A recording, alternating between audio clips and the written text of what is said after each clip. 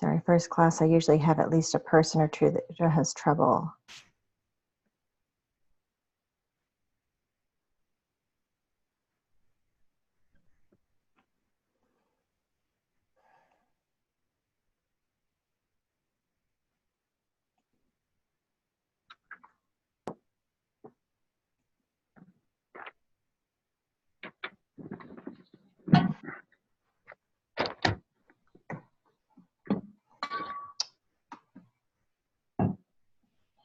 All right, we are ready to start as soon as we find Becky and Kelly. Yep, not yet. And they haven't texted me saying that they've got a problem. I haven't heard from either of them.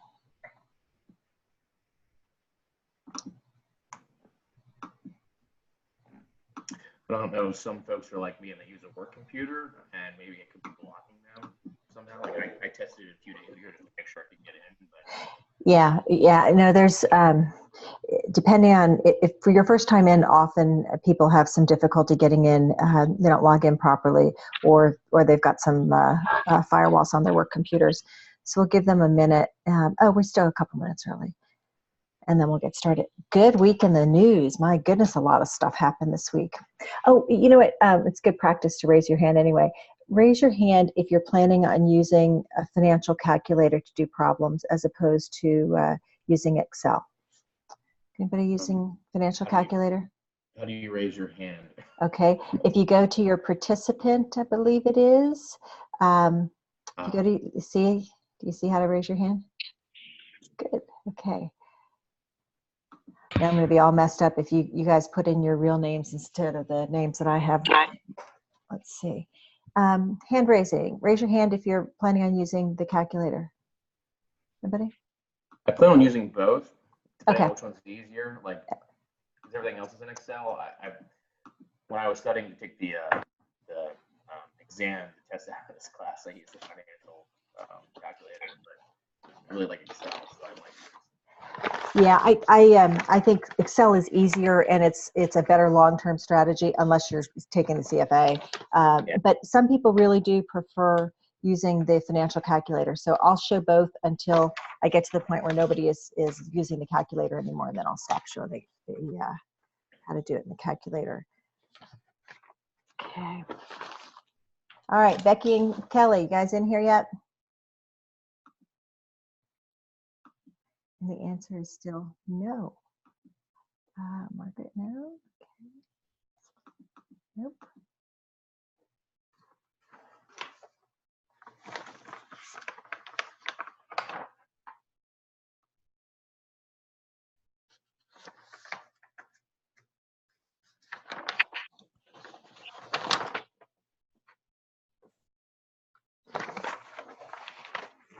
Okay, Cameron, so if I call you Richard all night, I apologize.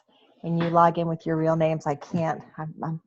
I've got most of the names down, but I'm not good at thinking back to your original, your given names. You're good, no worries. Okay, thanks. Professor, did you look into the Exelon moving to NASDAQ at all? Oh, shoot, I forgot, Wendy. Let me go check. Have you heard any more about it? I think that it was yesterday morning and they were doing like a go live video and we can watch it, but I didn't do that. I'll when you guys go, when I put you in a breakout room to do problems, I'll go look. I completely forgot, and I'm discombobulated because I was traveling this week. So I'll and the article you gave me is in my other briefcase, so I'll look at it while you guys are moving. I want to see what happened to their stock price when they moved, if there was any adjustment at all. But I'm sure the analysts have been talking about it. So Wendy, it's a really unusual move to switch exchanges that direction. So NASDAQ going to New York Stock Exchange used to happen all the time, not so much anymore. But for someone to intentionally go to NASDAQ is definitely a different move. Although they're right, it is a cost savings. All right, Becky and Kelly. Hi, can everyone hear us? Can you see us? Oh, yay. No, let's see. I'm not seeing you. Oh, there you are. Okay. Good job. All right. Do you guys want control so that you're able to move the slides forward, or do you want me to do that? Sure. Yeah, we can do that. You want me to do that?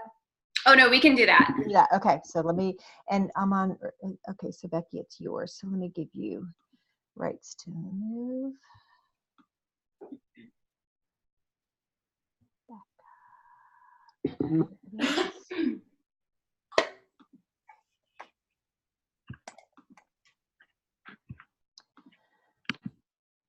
Okay, Becky, I just made you a co-host. You should see something different on your screen. Oh, I think, is it moving? And I stopped my share so that you can share your screen. Uh-oh. Now I just see. I think it's down at the bottom. It should say share, and you should be able to share your screen. So should we put the PowerPoint up on my computer? Yes. Oh, okay. Yeah, if you want to move, if you want to be able to move it, you have to put the, Oh, the I see. PowerPoint up. Yeah. There you go. All right. So, hide. Perfect. Good. All right. Let's go ahead and get started, I guess. So, good evening, everyone. My name is Becky Cheney, and here with me is Kelly Ross, and we'll be providing the review of the week from last Thursday through last night, but also somewhat this morning. So to kick things off, we'll provide a quick trailing 5-day review of the 3 primary indices. So here we have in the dark blue the S&P. Hey, Kelly, we can't see you. Oh, can you see me? Can you see me now? Let me see. Not yet. I can't. Can anybody else see Kelly? But we're here. Computer. It's under Becky or Rebecca. Oh, it's under Becky. Okay, sorry. Yeah, we're on the same Sorry about that. page, the same computer. We thought it'd be easier. There you go. Okay, got it. I see it now. So here's a screenshot of the 3 primary indices. So the S&P 500, the Dow Jones, and the NASDAQ last Thursday through this Wednesday. So the dark blue here is the S&P, which declined about 1%. The turquoise is the Dow Jones, which declined about 0.8%, and the NASDAQ, which was hit the most, was down 1.6%. And as you'll see on this chart here on the 24th, the market declined the most. This is primarily around political upheaval and trade turmoil, which we will get into right now with Kelly's next slide. So it was actually quite a busy week in the political sphere. On Tuesday, stocks declined in response to President Trump's UN General Assembly speech. He took a pretty hard line against China, which placed doubts on a resolution of a US-China trade deal. He also endorsed a nationalist position, which also makes investors uneasy in a global economy. The S&P 500 was down 0.8%, which is actually the largest drop in the last month, I think, since August 23rd. And this was just in anticipation of the Speaker of the House, Nancy Pelosi, impeachment inquiry announcement. And while it was down the day of the announcement, it actually went back up the following day. The market did recover. We think that if this announcement had come out of nowhere, it might have had more of an impact, but because there have been calls for impeachment throughout the Trump administration, people are just kind of writing this off as part of the whole political circus. There were actually also comparisons of the 1998 market to Bill Clinton's impeachment, and that garden speculation on that this inquiry actually isn't going to affect the market really at all, unless something really major happens with it. I'm kind of curious what everyone else thinks about that, because in 1998, it was during the dot-com boom. So we'd like to hear other people's opinions if they think the impeachment inquiry will actually affect the market going forward, or do you think the concern is more with the US-China trade deal?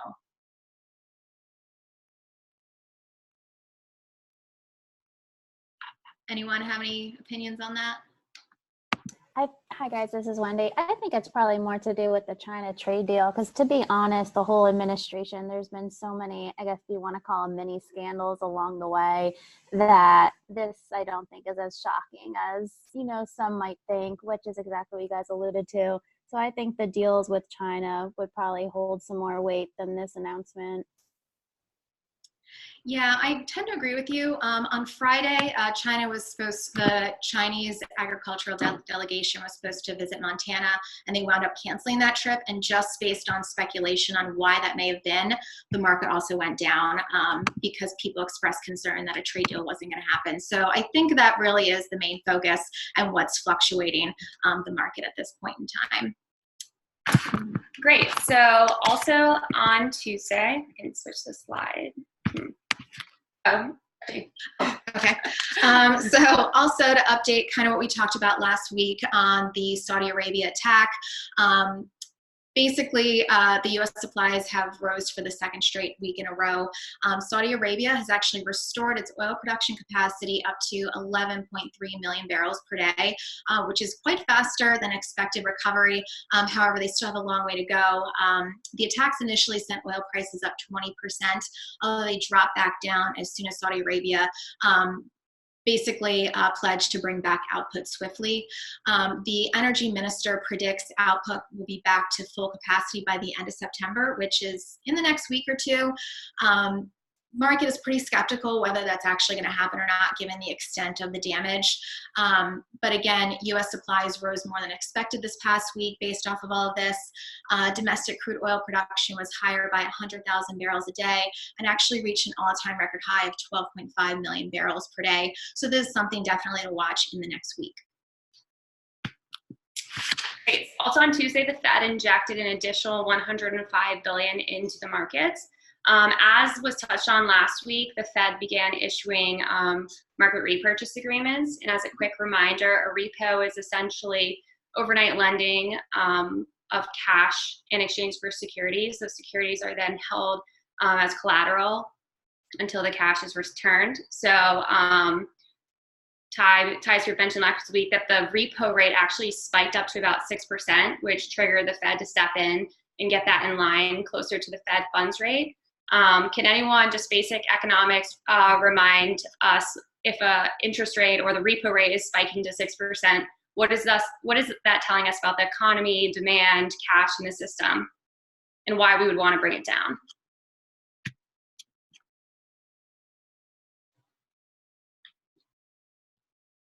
I hope we all took econ already. Is someone talking? Yeah, that's Mike O'Neill. You guys hear me? I can't really hear. Nope. Michael, is that you? Can you turn up your volume a little bit? Yeah, I figured out how to do Good. that. Sorry, I thought I had headphones and I don't. Bear with me. Sorry. Oh, there you go. There you go. Was that better? Yes. Okay. I was just saying that with interest rates going up, there's the price, the cost of borrowing money goes up.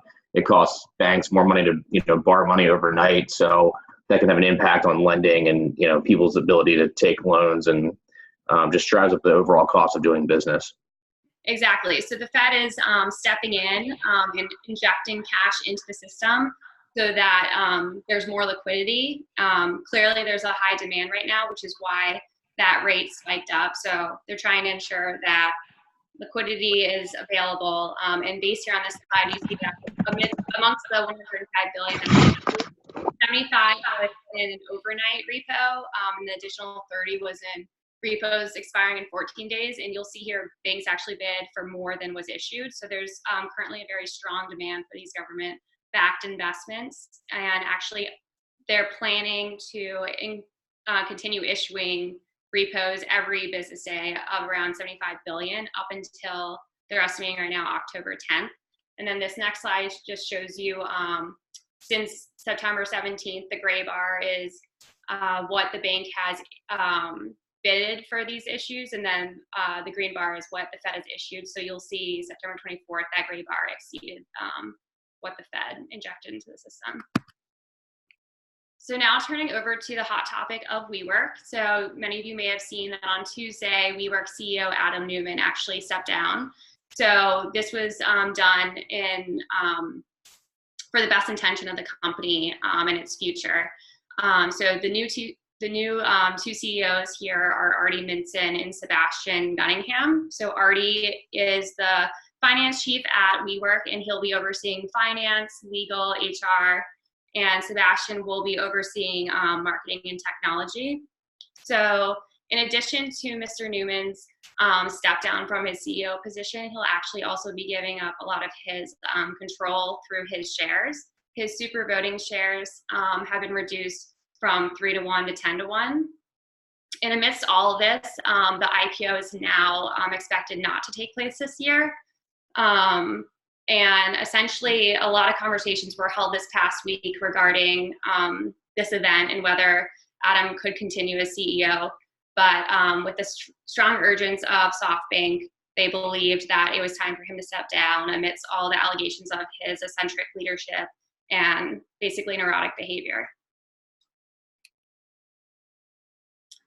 Another hot topic in the news is Juul. Their CEO. Wait a second. Did you see today with WeWork? I think they're getting rid of 14 of his chief lieutenants too. So it's a real culture shift for the company. Yeah, and then I guess just adding on changes to the company also, the new CEOs will be laying off a lot of employees in order to cut costs and make up for the huge drop in valuation that the company has experienced. So a lot of changes for sure to keep an eye on. Switching gears now to Juul. So Juul is another hot topic company, especially with regulatory concerns around e-cigarettes and health risks. So their CEO, Kevin Burns, also abruptly stepped down. And in his place, we have Altria's executive, Casey Crosthwaite, taking over. So he actually was in charge of Altria's e-cigarette they're about to launch, or he was leading the effort in launching this cigarette, which Legio, actually, you brought this up. It's the IQOS. I'm not sure if you say it another way, but we'll say IQOS. So he, in launching this product, has worked heavily with regulators. So he'll be key for Juul getting into compliance with what the FDA wants from the company going forward. Deadlines will be placed around May 2020 for Juul to basically improve their health standards, specifically banning advertisements of these flavored e-cigarettes that are attracting underage smokers.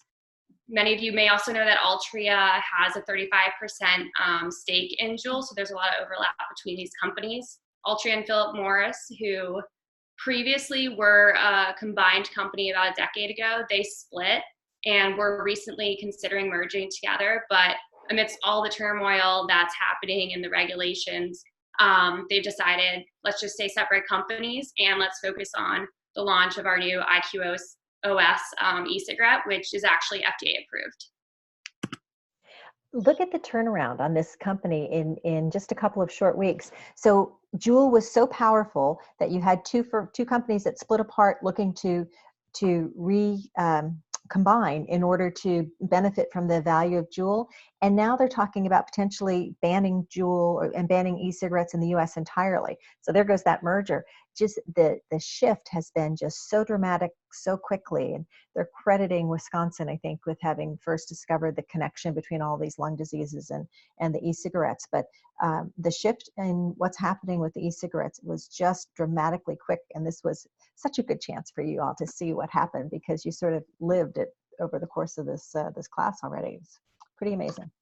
Yeah, and just adding to that, just I keep thinking of little facts. So at Walmart this month, they've already banned the sale of Juul entirely. So thinking of the strong distribution efforts that Walmart has, that will definitely affect Juul going forward. So sales will probably be hurt in the coming months for sure. So Tuesday was a very busy day. So the Volkswagen stock price plunged on Tuesday as 6 of their executives were charged with market manipulation in connection with the 2015 emissions scandal and cover-up. In response, Volkswagen stock went down. It's also not an ideal time for this to be occurring because September is generally peak season and demand for auto sales. And generally, auto sales are viewed as a prime indicator for consumer spending. Volkswagen wasn't the only company that took a hit. The German auto industry as a whole has faced backlash from the scandal, and cars rolling off production have dropped about 12% this year, and exports have declined 14%. This is in addition to multiple challenges such as tariffs, Brexit, and Volkswagen in particular is facing low sales growth in the Asian market than they initially had predicted. The health of the car industry in Germany is critical to Germany's economy.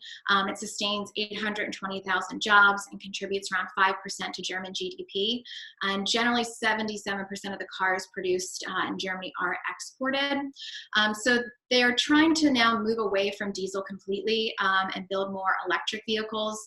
Volkswagen in particular is going all in on battery cars.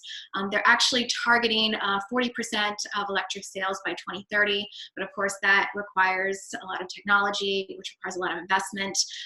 BMW just let go a lot of their management staff, so we'll have to see what happens if they're able to actually reach that goal in that time frame. Great. Also this week, the Consumer Confidence Index was released and it came out lower than expected. So it was at 125.1 this month, which dropped from 134.2 in the previous month. Economists were expecting it to be around 131. And as you may guess, the trade wars that are currently taking place are certainly affecting this confidence interval. And businesses feel that really the only solution is for our president to work towards a US and China trade deal. And despite the decline though, the household spending and the job market do remain strong. So it'll be interesting to see how these move forward. But in general, I guess, does anyone have any current feelings on their spending? Are they getting is anyone getting nervous and feeling it's time to prepare for maybe more of a economic slowdown both in the country and globally?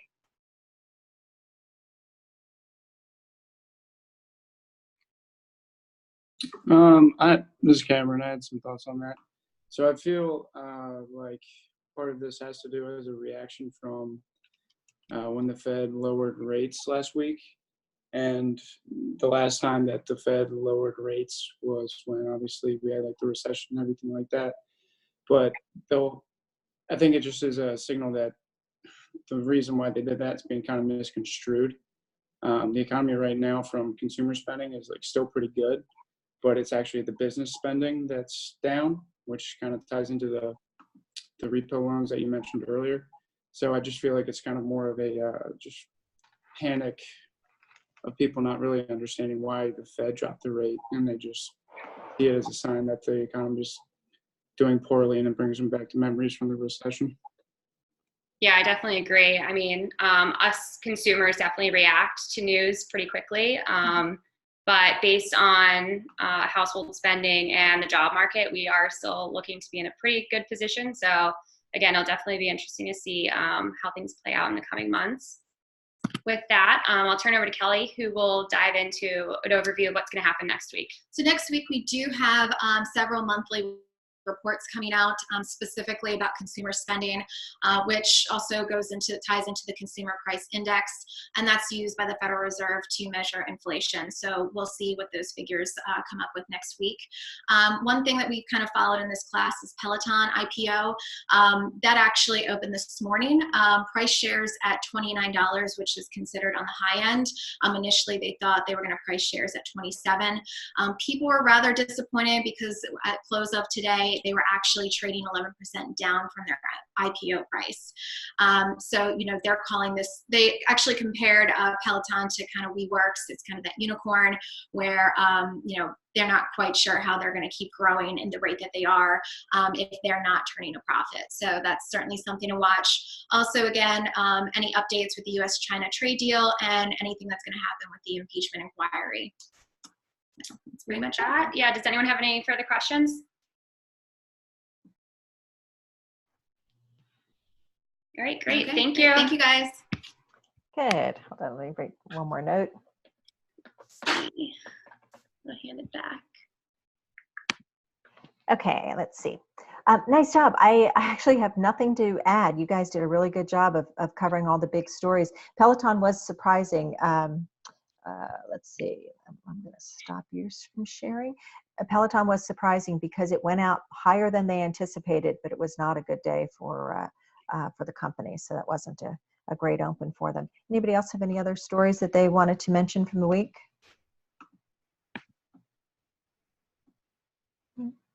This is Ryan. I think Yeah. I saw that the jobless report came out today and Mhm. claims went up a little bit higher than they had anticipated, but I think a lot of people tied that to GM. Sorry, everything going on at GM with Yep. the strike and everything else at the moment. Good, good.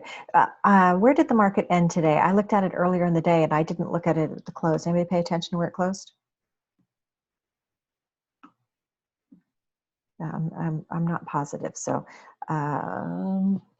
when you guys work on a problem and I can look at something Pretty else for a sure minute, I can look. Go ahead. the Dow closed down about 200 points. It looks like, and Okay. opened about Okay. 27 and closed 26.8. Okay. All right. Anything else on the markets? No. This is Erin. Yeah. Hi, can you hear me? Yeah. Go ahead, Erin. Okay. Yeah, I was looking at Tesla. It was interesting to see that their stock has been going up. Like yesterday, it was at 2% up, and then today, 6% up. They're reaching. It sounds like they're going to reach their quarterly sales of 100,000 cars. So that's big for Tesla because missing forecasts based on delivery issues and production schedules has been a big issue for them. So that is good news and beneficial given that somebody else in their industry is struggling, which is Volkswagen. But there's a Chinese company that's also making electric cars that I was reading about yesterday.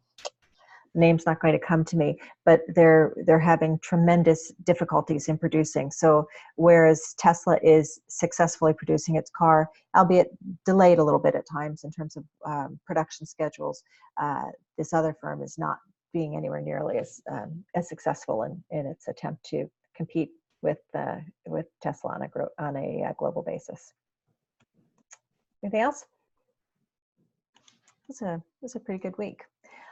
Okay, chapters 5 and 6.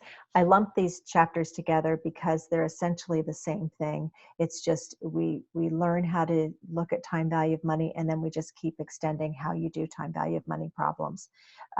These two chapters are strictly problem-based chapters, and so the way you learn how to do time value is you do it. And so we're going to do a whole bunch of problems. I'll have you in your breakout rooms at times so that you'll have a chance to work with other people as well. I'll show you how to do everything using Excel, but I'll also show you the calculator until you all yell uncle and say we've had enough calculator and we don't want to see it anymore. All right, so let me make sure you're seeing. Are you guys seeing? You're seeing my slide. Okay, good. All right, so chapters 5 and 6 is all about time value. And time value is important. It's one of the reasons we push you so hard to start saving for retirement early, because when you save, your money earns interest. And then even better, you earn interest upon interest. And that compounding effect is how your portfolio grows. So the earlier you begin saving for long-term goals, such as retirement, the more money you'll have later on. So here we're going to start with a problem with a stock that currently pays a dividend of $1.10 per share. It's going to grow at 40% per year for the next 5 years. And what we want to know what the dividend will be 5 years from now. Well, we could figure it out. We could say $1.10 is going to grow at 1 plus 0.4 for the first year, and then that amount's going to grow at 40% for the next year and 40% for the following year. But there's formulas, and even better, there's a technology that allows us to do this. The big thing is understanding what you're asking. So what we have in these are the formulas that are in the book. And I would never expect you to memorize a formula. I give you formulas, but understanding what everything in the problem is half the battle. So let's make sure you can identify everything. So what we have here, there's really 5 values that you need to pay attention to when you're doing a time value of money problem. Here we have a dollar amount initially. That's called a present value. That's a $1.10 dividend we have right now. Okay. This is our rate, 40%. 5 years is our N. And we want to know what it's going to be worth in the future in 5 years. So I have a present value. I'm trying to compute what it will be worth in the future, doing a future value problem.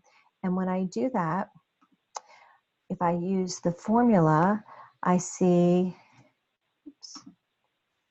I have $1.10 today. that's going to grow at 40% for 5 years. So the dividend 5 years from now will be $5.92. If we were doing that in Excel, now the one thing that you're going to notice tonight is with me popping in and out of Excel, it slows things down a little bit. And so for that, I apologize. Okay, we're going to stop that one and pull up my Excel sheet.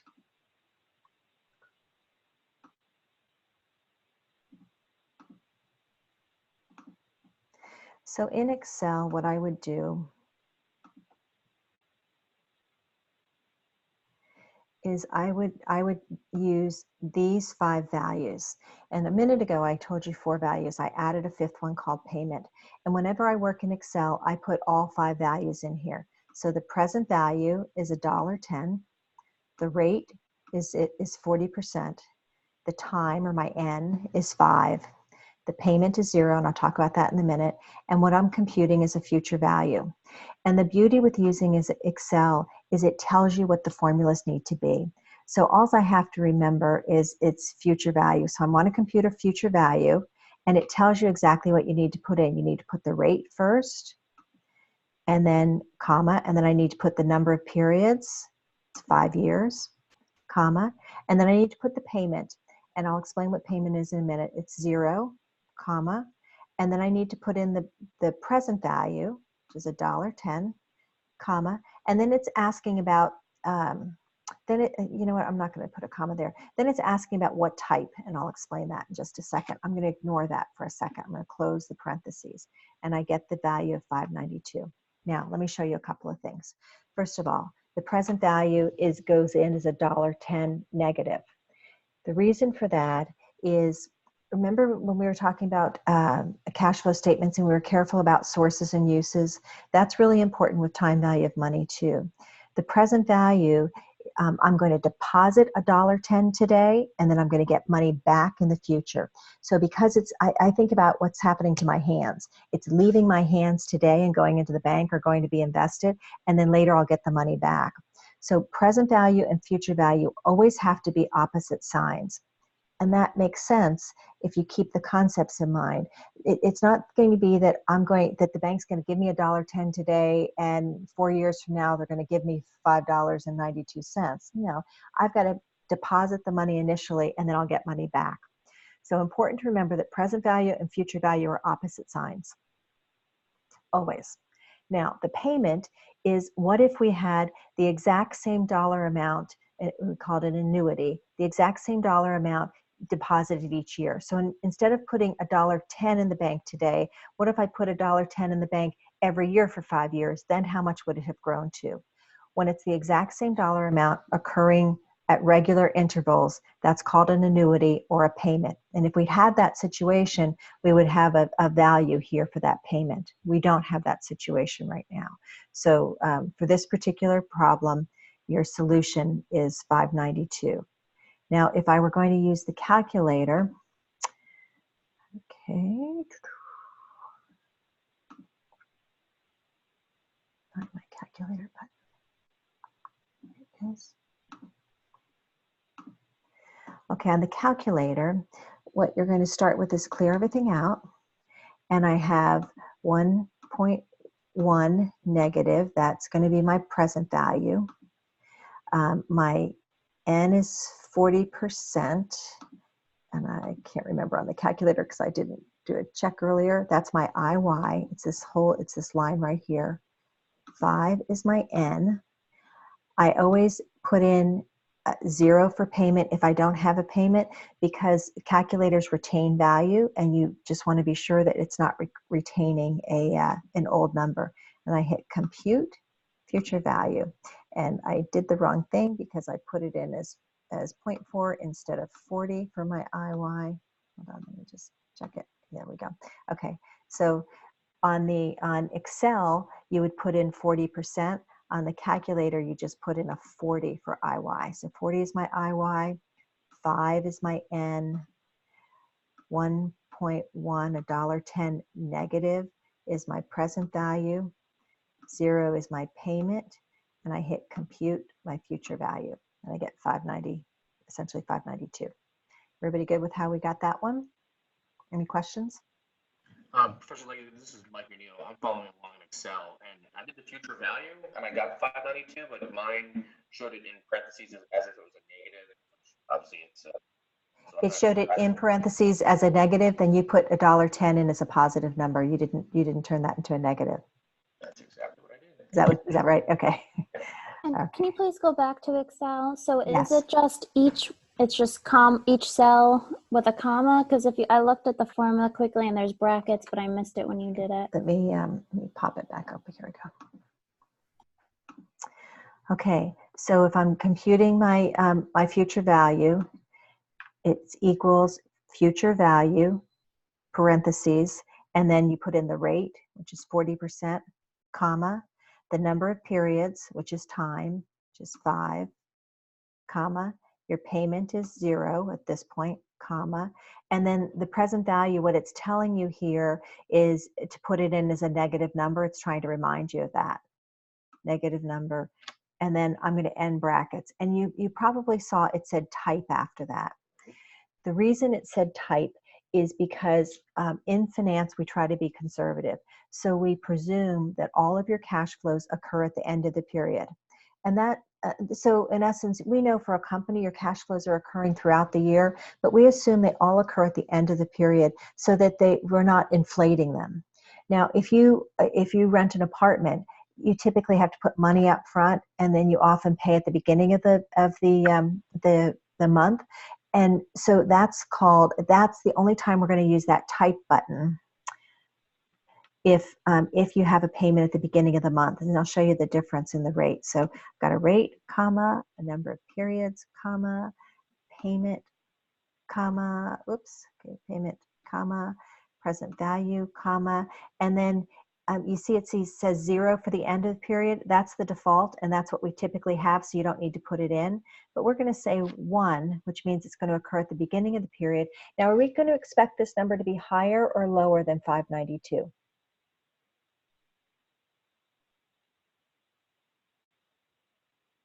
Anybody? I'm sorry, can you say it again? Okay, so if we assume the cash flow occurs at the beginning of the period instead of the end of the period, are we going to expect the future value will be higher or lower than 592? Lower? Okay. Lower. Lower. Why didn't it adjust? Hold on, let me adjust my cell to make sure I've got more formatting. I'm going to go 4 decimal places. So you can see it. I'll show you just a second what I'm doing here. Okay. Get the formula real fast to make sure I put it in properly. Equals future value and per.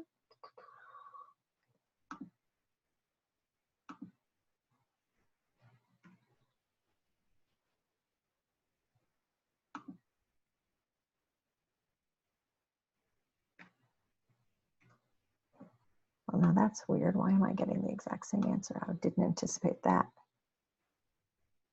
Okay, it should be higher because what you're assuming is you're depositing the cash slightly earlier. If you're depositing it at the beginning of the period, and so it has a little bit longer to grow.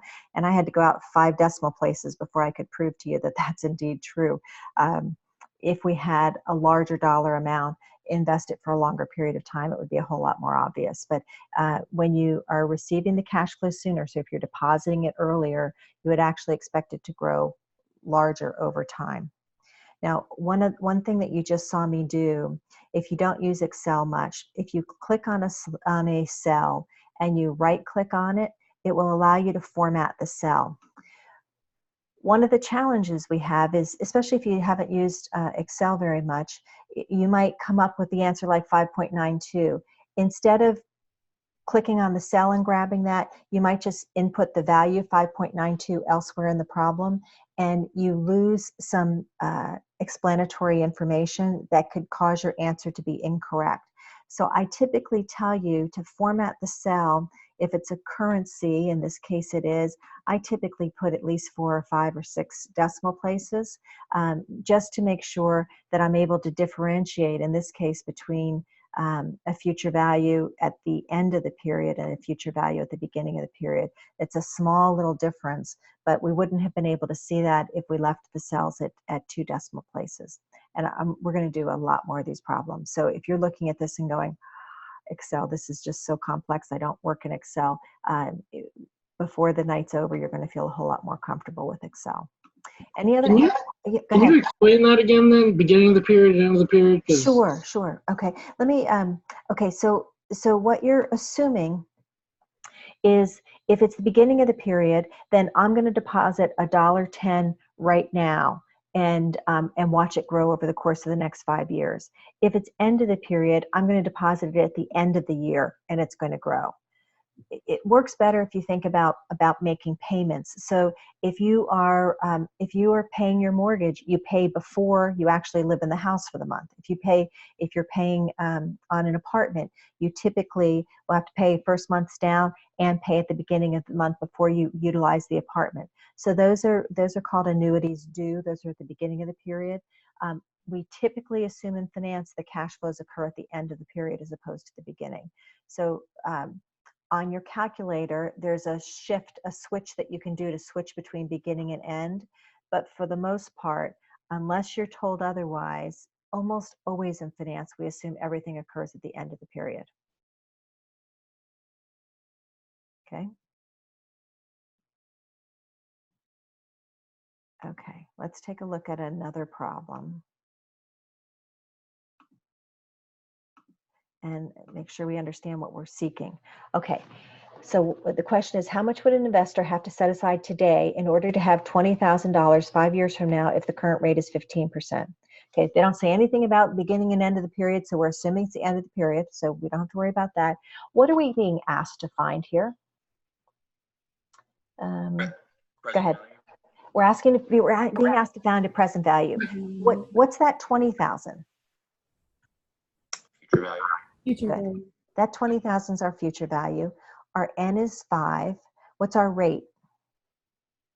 15%. Good. Thank you. 15%.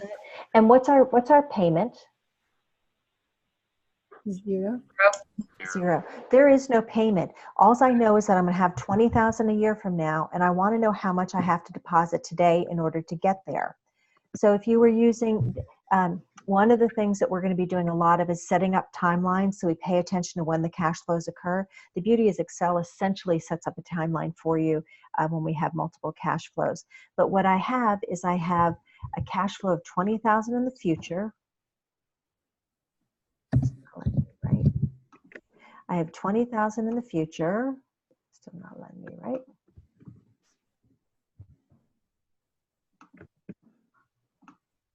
$20,000 in the future. I want to know how much I am going to have today at time period 0, given that I have a 15% rate and 5 years in the future. So, so let's take a look at how we do that in Excel.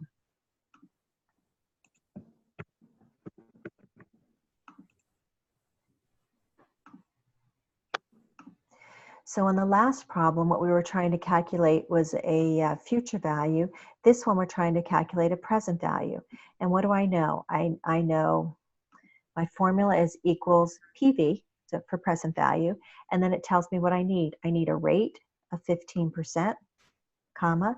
I need an N per, or number of periods, or a time of 5, comma. There's no constant cash flows of the same amount, so I have a 0 for my payment, comma. My future value is 20,000. And then I'm going to, and I don't have to worry about type. It's the end of the period. Now, before I hit, am I going to get a positive number or a negative number when I click on this cell? Negative. Negative. Why am I getting a negative? Your deposit. That's what you're spending. Yay, it's leaving your hand. So you're going to get 20,000 back in the future. So my dollar amount today is going to be negative. And in fact, it's negative 99.43. So if I deposit 99.43.53 in the bank today, I let it grow for 5 years at 15%, I'll have the 20,000 I need 5 years from now. What, does anybody want to see that on the calculator? No? Okay. Any questions on that one?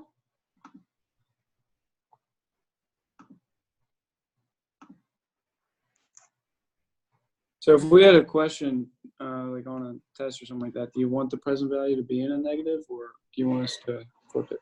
Yeah,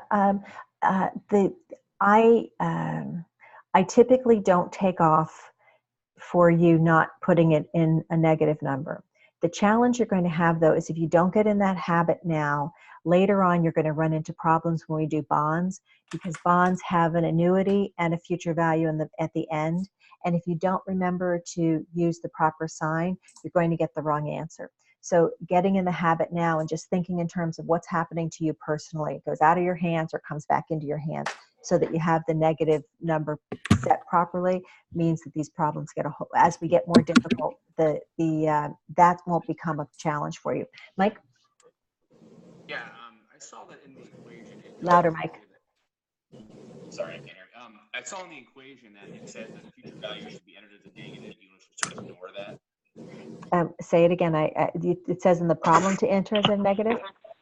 In the Excel formula, it has future value as a negative. Should we just ignore that? What the Excel formula is telling you is that the present value and future value have to have opposite signs. So they don't, the Excel doesn't care which one's negative or which one's positive, just that they have the opposite signs. Okay, and because when we get to big valuation problems, as time goes on, we want to make sure that we are staying straight with what happens, whether it's a source or a use of cash. And so getting in the habit now will improve your chances of getting it right later on. Got it. Yeah, go ahead, Senzi. Sorry, I think the question. I'm good. Thank you. Okay. Now this is one where it really is going to matter if you do the negatives and positive. So now we want to find the number of periods. We're going to deposit 5,000 today into an account that pays 10%. We want to know how long it's going to take to grow to 10,000. All right. Ryan, are you ready to tell us how you're going to input values for this problem? Sure. Good. Go ahead. So number of periods. So we're depositing 5,000. So that will be I assume that's the present amount that we're depositing. It's leaving our hand and going into the bank, right? Good. The rate will be 10%, and the future value that we expect to receive back is 10,000. Good. So I guess the only kind of unknown is the length of time, right? Good. So we're trying to solve for how long it's going to take. There's no annuity here, so there's no payment numbers. So if you were, here's the formula. Here's what you're going to input into Excel as well. So your present value is going to go in as a negative 5,000. Your future value is going to be a positive 10,000. Your N is 10%, and you're computing your IY or your I'm sorry. Hold on, let me back up and look at the problem, because now, sorry, that I printed it incorrectly on this slides. Let me pop up the Excel. So we're trying to find how long it's going to take for us to have increased our dollar amount. So what we have is we're starting with 5,000 as a negative number. Our rate is 10%. We're trying to find how long it's going to take. Our payment is 0, and our future value is 10,000. So what we're solving for on this one is time. So we're going to put in equals.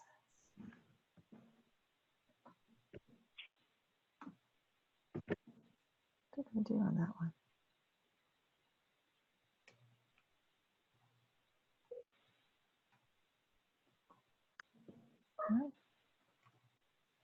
Why am I forgetting what the number is? Equals N per. Yeah. Equals N per the number of periods. And then we're going to put in the rate is 10%. Our payment is still 0. Our present value is a negative 5,000. Our future value, that all it's telling us is it has to be the opposite sign from our present value. That's what the brackets are telling us. We don't have to worry. This is an end of period equation, so we just end the parentheses. We get 7.27. Somebody put it in without making the present value negative. Put it in as a positive 5,000 and see what happens. There's an error. There's an error message, and the reason you're getting that error is because you can't deposit a positive amount and take out a positive amount later on. They have to switch signs. Let me show you this one using the calculator so we don't get out of the habit of using that. Okay, so for our calculator, what we're putting in is 5,000.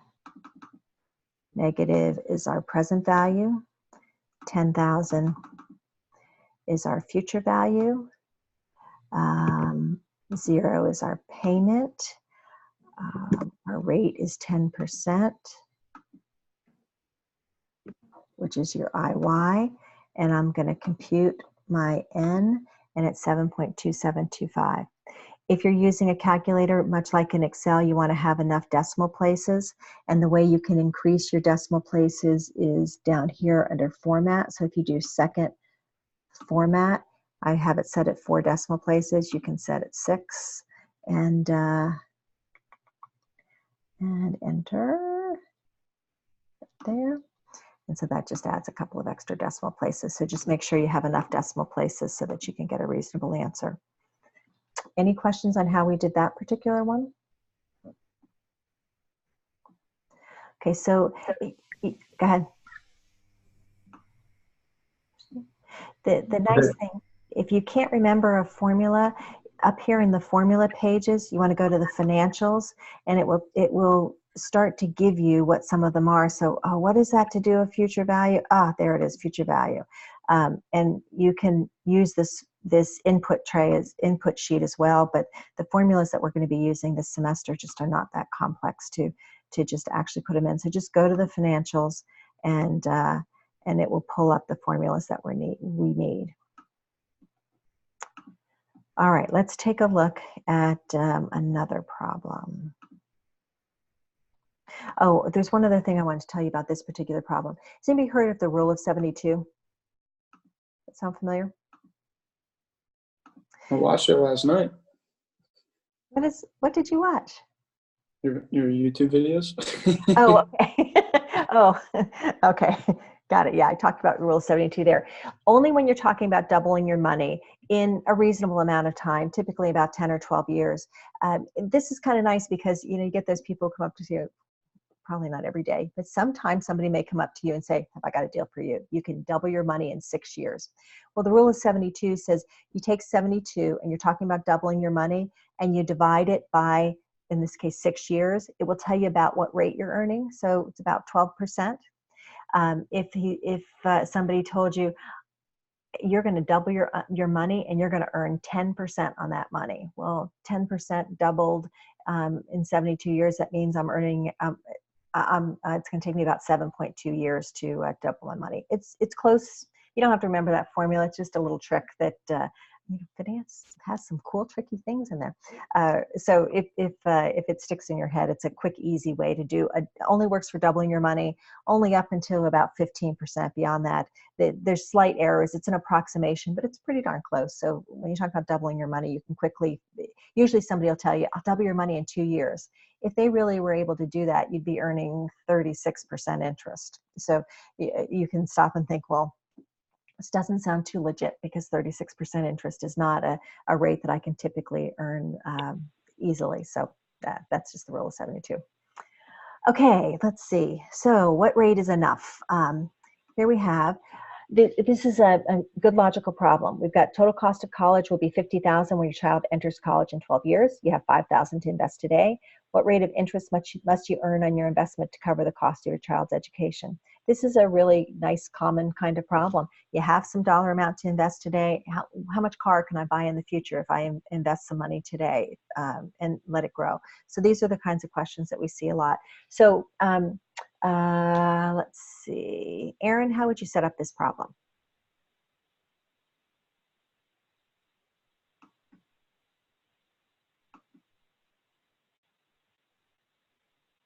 Aaron, if you're talking, I can't hear you. There you go. Yeah, I'm here. Good. Let's see. Okay, so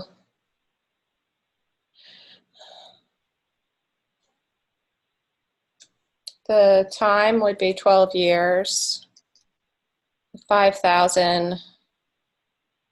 So I guess that would be the negative Good. 5,000 And present value. good. Okay.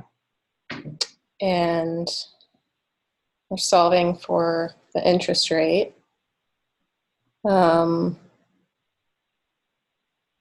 Future value is 50,000. Excellent. Okay, so let's see how we're going to go about doing that one. So what we're solving for this time is a rate. So I'm going to put in equals rate, parentheses. What does it want first? It wants the number of periods, which Aaron told us was 12, comma, our payment's still 0, comma. Our present value, that's how much I'm investing today, is 5,000, comma. The reason the future value is in brackets is just to remind you they're the opposite signs. 50,000 is my future value. I can ignore that type. Now, when you're doing a rate, the way, essentially what you're solving for in the formula is an exponent. And the way you solve for an exponent is it's an iterative process, so it's a trial and error. So whenever you're doing a rate problem, you'll see it has this guess at the end. Put in 0.1. And what that 0.1 is, it's a kernel, it's a starting point. And so then the iterative process will guess around there. If you put in 0.5, you're going to get the same answer. It doesn't matter what number you put in there, as long as it's a fraction between 0 and 0.99. So anything in there will work. My habit is always, just when I'm doing a rate problem, is to do 0.1, and that's kind of the starting point. Most investments don't earn a whole lot more than 10%, so it causes the iteration to go a little bit faster. And you'll see it doesn't pop up an answer instantaneously. It takes a fraction of a second to figure out exactly what that number would be. And I came up with 21%. Now this is a case where I would want to make sure that I click that cell and I right click it, and I come down here to format cell, and I want to tell it to add at least 2, and more is usually better, decimal places, so I can make sure that that 21% is actually 21.15, 3%. Is everybody good on that one? So you have all of the main problems. I have a question. Oh yeah, go ahead, Sarah. Sorry. Sure. So when I went to put in that formula, before you said the thing about the 0.1, I just didn't put anything, and I got the same answer as you. Yes, so you did. If we forget that, or is there something else in the problem that might change that? Yeah, at this point, it'll be okay. We'll see when we move to IRR that you're going to have a problem if you forget that. Okay, so the nice thing is Excel tells you that you need that number, so that's your clue. But when we get to IRR problems, you're going to have a problem if you forget that. So get in the habit of putting it in, but you're going to get the correct answer on these simple problems if you don't do something. Okay. Cameron, were you going to say something? No. Okay. Oh, I was gonna go ahead. point out, there's an easier way to do the cell thing, the digits. If you click home, top left. Yep. And then, like, when you're highlighting a cell, towards the middle, underneath general, these buttons right here underneath that. Now you had it. Oh yeah, under general. Under that, those are cell files. If you move the mouse down a little bit. Okay, like here. To the right, see those arrows? Yes. Oh, look at that. I didn't know that. If you click those while you're highlighted on the right cell, it'll expand it. Well, that is terrific knowledge. Thank you. I honestly didn't know that, and I've played in Excel for a long time. So let's see. I'm going to shrink that. Yeah, look at that.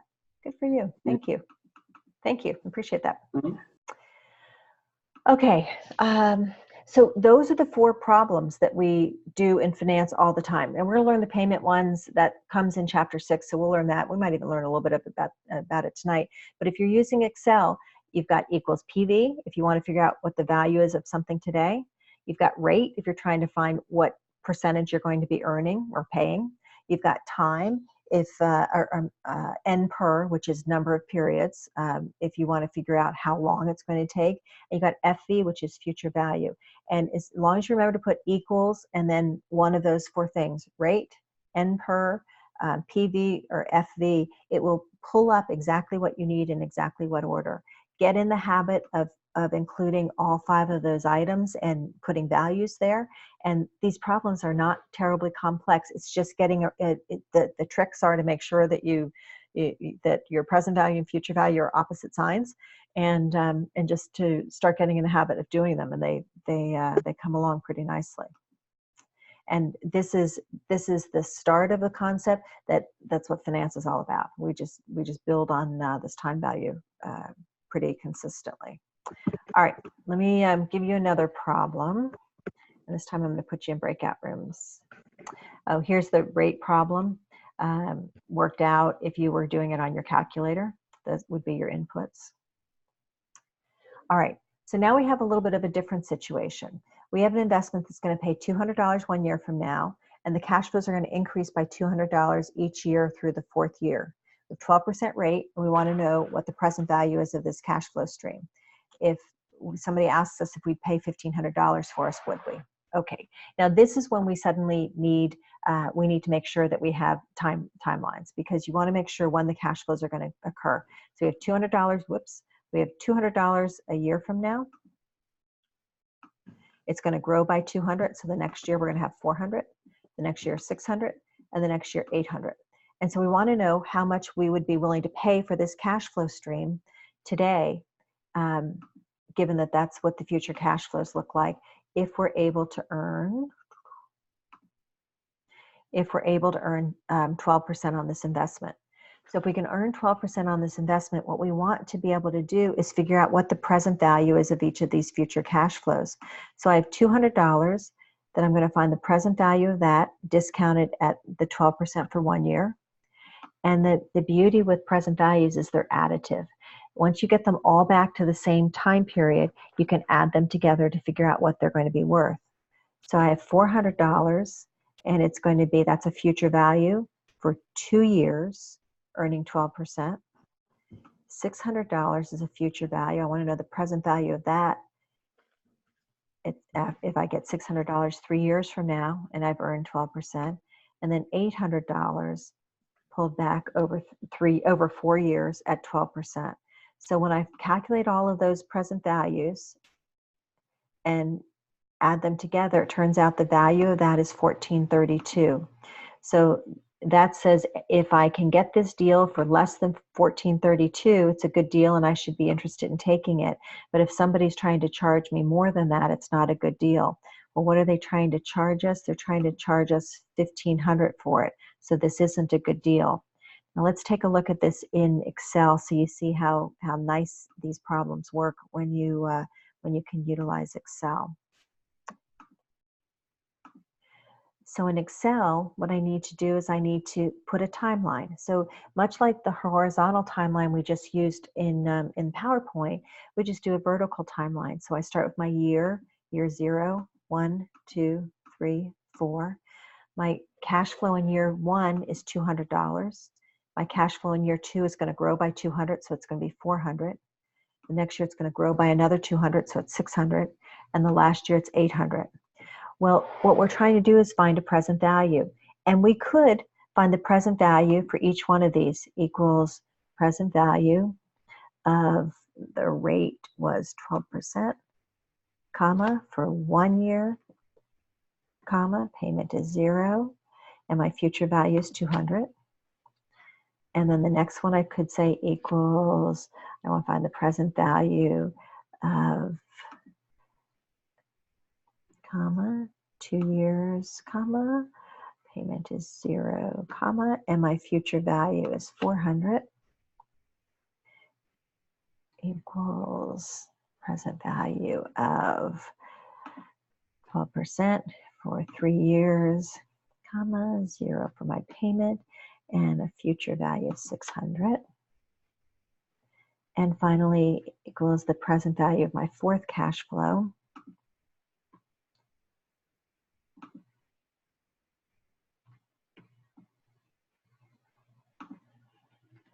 Okay, I could find each of those values, and then I can sum them all up.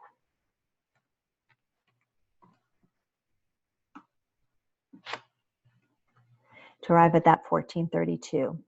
But there's a really nice function in Excel, and it's called NPV. And NPV says, let's look at all of our future cash flows, and we'll pay attention to when they're occurring, and let's figure out what they're worth in today's dollars. So it's the same as a present value, but it's a present value when you have multiple cash flows. So the formula is slightly different. It's equals NPV, comma, and then it wants to know your rate, and then it wants to know all of your different values. And in this case, all I have to do is start with year 1 and pull that down, end of the parentheses, and it will calculate my present value. Now that's particularly lovely when we get to some of these problems like we might do tonight. Let's see, look at this cash flow stream here that I have. So look at this cash flow stream of 40 years. I could calculate the present value of each one of them, but it's a whole lot easier to be able to say equals NPV, colon, or parentheses. Oops, I forgot my equals. Equals NPV, and I have a rate of 10%, comma, and then I have all of these values here. I start at year 1. All the way down and close the parentheses, and it calculates it for me instead of doing every single year. So a net present value is just a present value when you have multiple values. You're just adding them all together to figure out what your present value is. And the NPV formula knows that the first cash flow is discounted for 1 year, the second cash flow is discounted for 2 years, the 36th cash flow is discounted for 36 years. So NPV keeps track of that. Any questions about the NPV formula? No, but I have a question that, I don't know if that was for anyone else, but that went really fast. So I'm trying to do it without the NPV calculation. So in the formula, what am I putting for the future value? Okay, let me go up and look. Hold on. You want to see the problem where I did it one by one, right? Yeah, well, Okay. yeah, not all, yes. Okay, so the first one I said I want to calculate the present value of $200, discount it for 1 year at 12%. So I put in equals present value, parentheses, the rate's 12%, comma, the number of periods is just the year. So the year is a 1, comma, the payment is still 0,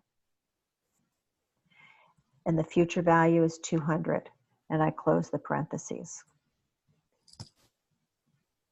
Okay, so Wendy, what would I do for this next one, for the 400? Okay, so then we'll do equals present value. So the rate is still 12%. And then are we up to year 2 now? So Yes. comma 2.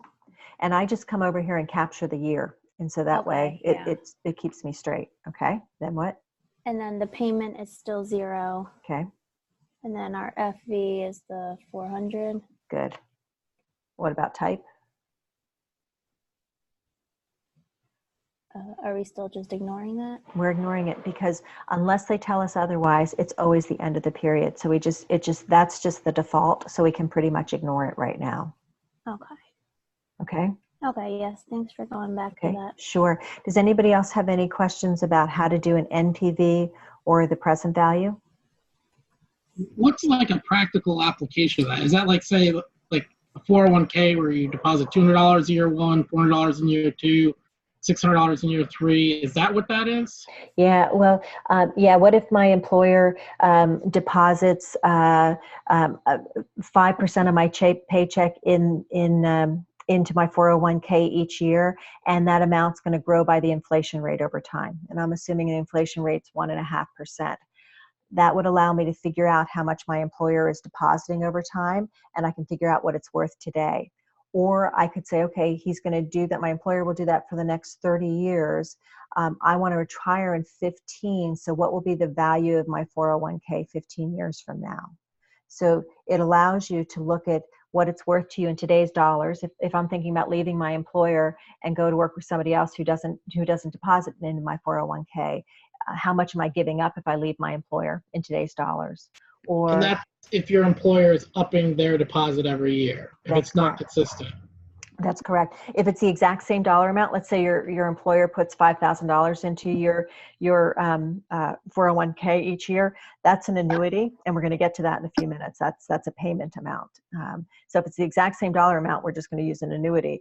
But if there's growth in that dollar amount, or let's say it's 5% of your pay is in there, we should be able to figure that out using this kind of formula. The practical application for time value is huge. We use it all the time. If you're going to buy a car, if you're going to get a mortgage, this is so much an integral part of our lives. And figuring out what all those numbers are and how people are deciding how much things are worth, it really is helpful. Jen? Are you going to be posting this on Moodle later? Of course, yes. Cool. Yeah. Thanks. Yeah. We're going to. These problems are. This is most of the math we do the rest of the semester. The problems get slightly harder, but this is the concept this is finance, and we do so many of them that present value, future value becomes pretty second nature over time, just because we just work this concept to death over the course of this class. Mike, did I see your hand up? Yeah, just going back to the actual question, can you just show us what the question was? Was it $200 a year that they were giving us? Is that what the question showed? Okay, I can only partially hear you, but I think I want to go back to see the problem that we looked at earlier. Let's see. So the question that they were asking, let me go back to the actual question, was this investment pays $200 1 year from now with cash flows increasing by $200 per year through year 4. Got it. Thank you. Okay. And then here they say, well, if somebody's willing to sell you this investment for $1,500, are you going to take it? Anybody interested in this deal? No. Yeah, it's only worth $1,432 to you in today's dollars. So if they offer it to you for $1,300, jump on it. It's a good deal, presuming you can count on these cash flows. But at anything over $1,432, it's not a good investment. Feel okay? Okay. Now, for those who want to use the calculator, I'm going to show you this one because I also think it gives people that are not using calculator an extra second to think about the problem. So let me show you.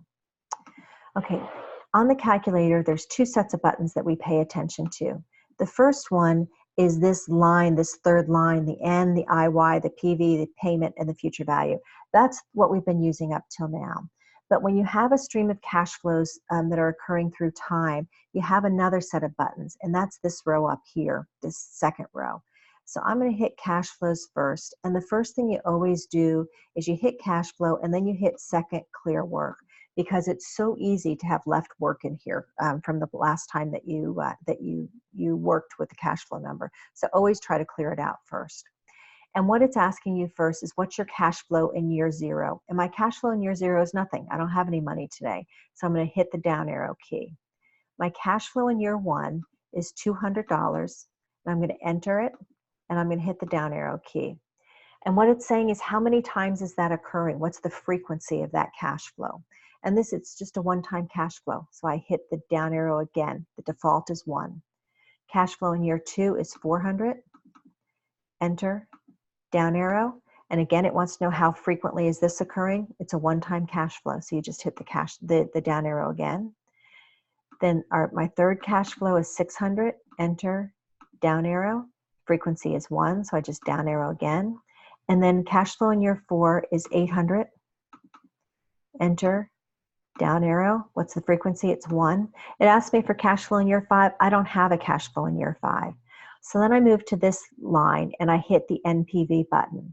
And the first thing it does is says, well, what's the rate you want to use? What's the I, the interest rate? And I put in 12, and I enter it, and I hit the down arrow, and now it's saying, what's the NPV? And I hit compute, and I come up with the same answer.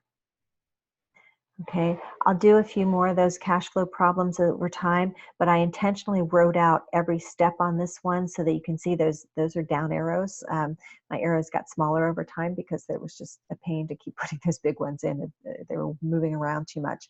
But that's how we do cash flow problems on here. It's okay when we're talking about 4 or 5 years or we have similar cash flows. Those are pretty easy. But you'll see if we get to your employer deposits into your 401k and it's growing and you're going to be working for 40 more years, that's a lot of inputs into your calculator. But it's really nice and simple to do using Excel. We can do those calculations really clearly, really quickly. Whenever I finish one of these problems, I always hit the cash flow button again and hit the second and clear it out to get rid of all that work. And you can hit down arrow to make sure there's no numbers in there. It's way too easy to leave old numbers in there to mess up your problem. Okay, and let me show you where I just realized I could see where I worked out the work, but you couldn't. Okay, so here is the explanation of what I just showed. So if you're using your calculator, you can do this first formula, which is what we did in Excel, equals NPV, the rate, and then the cash flow for what years 1 through 4. Or if you're using the calculator, these are all of your inputs. So I wrote them all out so that you'd be able to see what those inputs are as well. Okay, everybody good? Okay, let's see.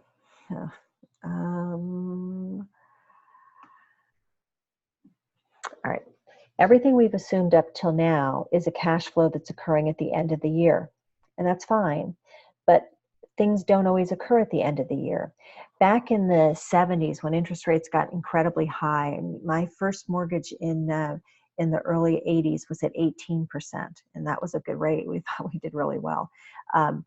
So interest rates have been extraordinarily high, not in most of your investing horizon, just because you all are a whole lot younger than me. But when interest rates get higher, one of the ways banks compete with each other is on their compounding period. So how often are the cash flows compounding? So are you getting interest at the end of the year? Are you getting interest every 6 months? Are you getting it quarterly? Are you getting it monthly? Are you getting it daily? Are you getting it compounded continuously?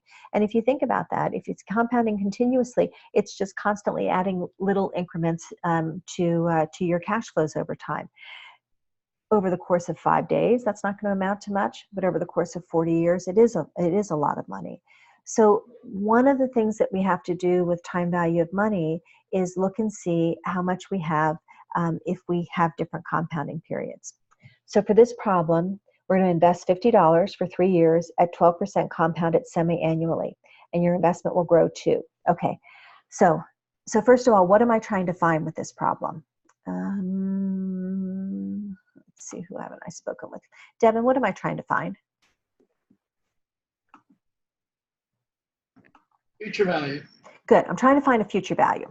And Michelle, what's that $50?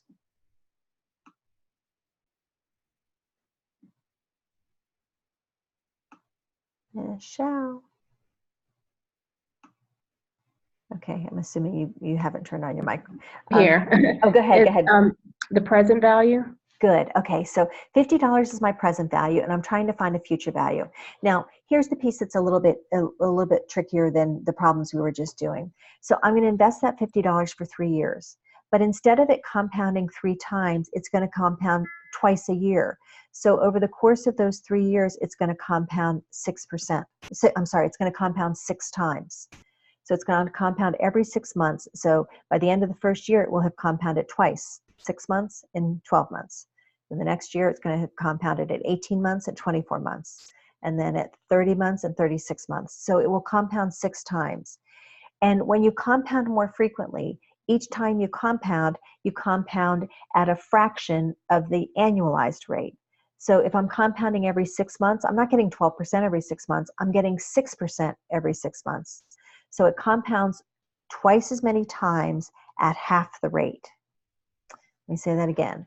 So we're going to deposit $50. We want to know what it's worth in 3 years, but I'm going to earn interest every 6 months. So I'm going to earn interest 6 times over the course of these 3 years, and each time I'm going to earn 6%.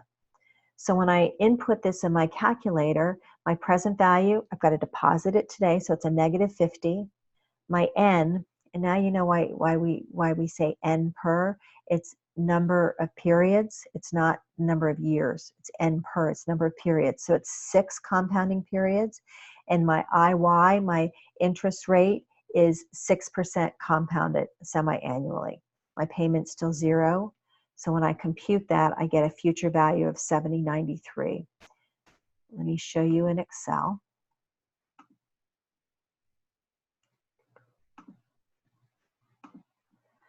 So in Excel, I have, let's see, where is it?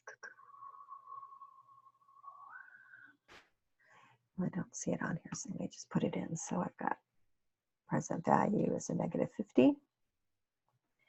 I've got an N is 6. I get an IY is 6%. Oops. I get a payment of 0. And I get a future value is what I'm looking for. So I'm going to compute equals a future value. And it wants the rate first, the rate, and then the number of periods, and then the payment amount, and then my present value. I don't have to worry about type because it's at the end of the period, even for these semi-annual problems. And I get my future value is going to grow to $70.93. Everybody good on that one?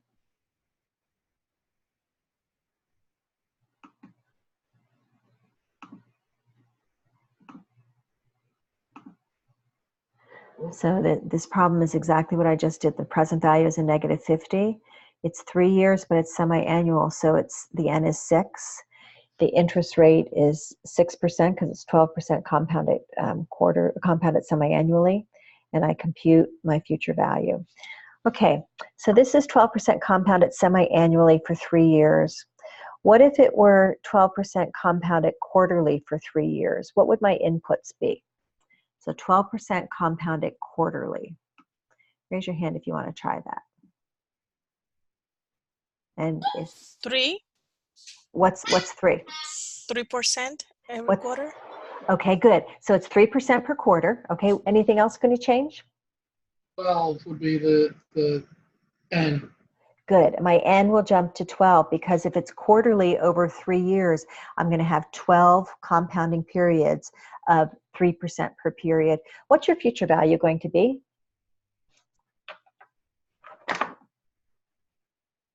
$71.29. Let me put it in. That sounds right, but let me just make sure that I'm not going to mislead anybody with the wrong answer. So I said 12% compounded quarterly, so it's 3% is my IY, and it's 12 is my N. So what'd you get? 71.29? 29. Yay, good. Okay, so you should have gotten 71.29. Your inputs were present value is a -50. Your N is going to be 12 quarters. Each quarter is going to be 4%. So my future value, and if you think about it intuitively, if I'm compounding at the same annualized rate and I'm compounding more frequently, my future value should be something higher than 70.93, and in fact it is. It's 71.29. What if that $50 were compounded annually at 12% annually? Go ahead and take a minute and calculate that. What's the question again? Sorry. Okay, so what if it were 12% compounded annually for 3 years?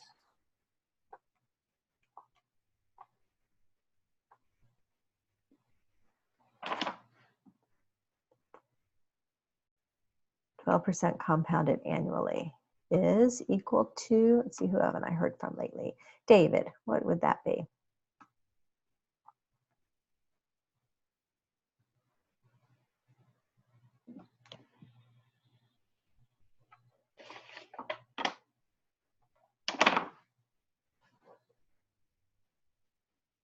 David, your mic is off if you're trying to talk. Okay, Allison, he hasn't turned his mic back on. Do you have an answer for that one?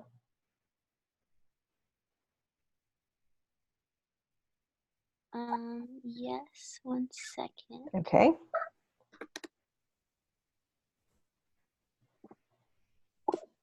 Oh, no. While she's doing it, can you show on the financial calculator if you get a chance? I'm trying to Yes. work through that. Evening. Of course. Let me pull that up. Good point. Okay, so on the financial calculator, make sure I clear out all the work. I have 50 as my present value, and it's a negative. 0 is my payment. Okay, what are my other inputs while Allison's working it? 12% for 3 years. 12 is my IY. 3 is my N. And before I hit future value, are we expecting it to be higher or lower than the 70.92 that we got when we compounded semi-annually? Going to be lower. Lower. It should be Lower. lower. We're compounding less frequently. Okay, and indeed it is 70.25 essentially. Did you get the calculator, Ty? I think it was Ty who asked me. I think Got it? lost you kind of midway through, but I can work through it. Oh, hold afterwards. on. Can you can see the calculator, right? Yep. Okay, so your $50 negative is your present value. 0 is your payment. In this case, we're saying 12% is your IY. Your N is 3 because we're going to do an annual. And we're going to hit compute future value. Got it? Yes. Thank you. Sure. Okay, well, look at what we just did. We had 3 different rates, and back when you all were babies, and there used to be CD rates at different banks, they would say, okay, we're going to be paying 12.1% compounded daily, and this would be 12.25% compounded quarterly. And how do you compare them?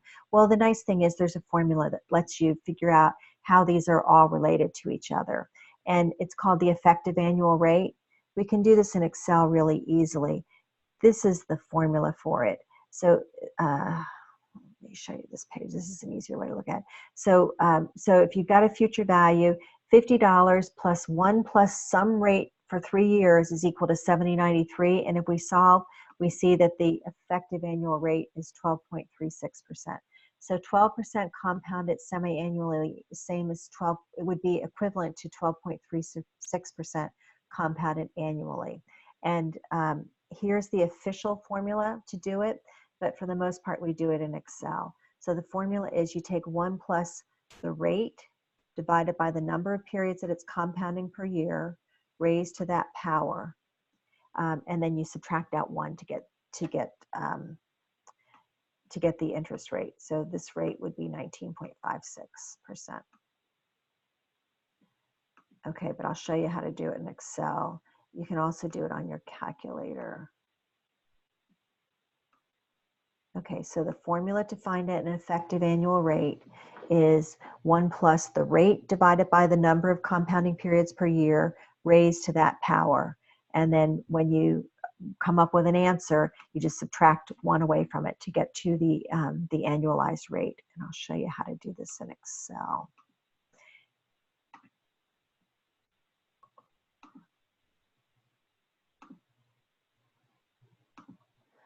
Let's see, where did I do it in here? Okay, so I had 12% was my rate, and my N, the first one was 2. So if I want to calculate effective annual rate, oh no, sorry, effect is the formula for it. And then it wants to know the nominal, which is 2 years, comma, and then 12%. Oops. What did I do wrong here?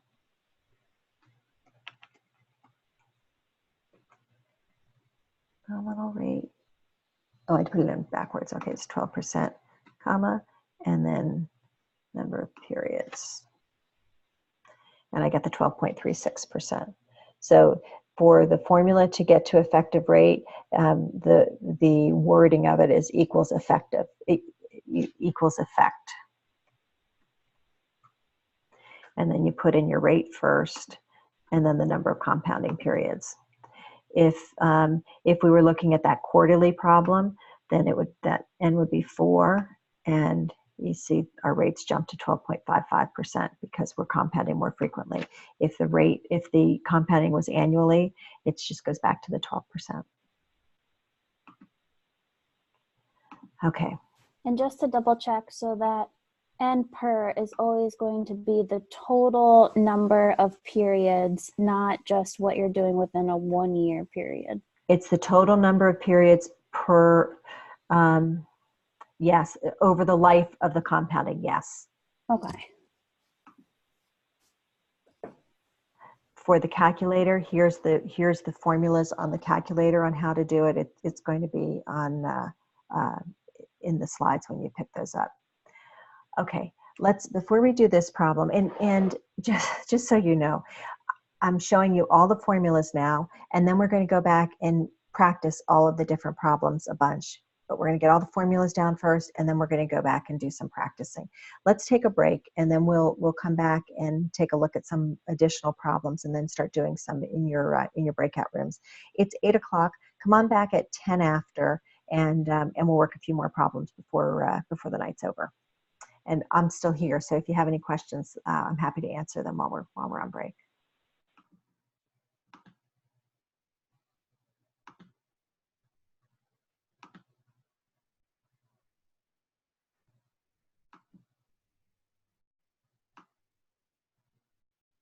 Christian, do these numbers look familiar?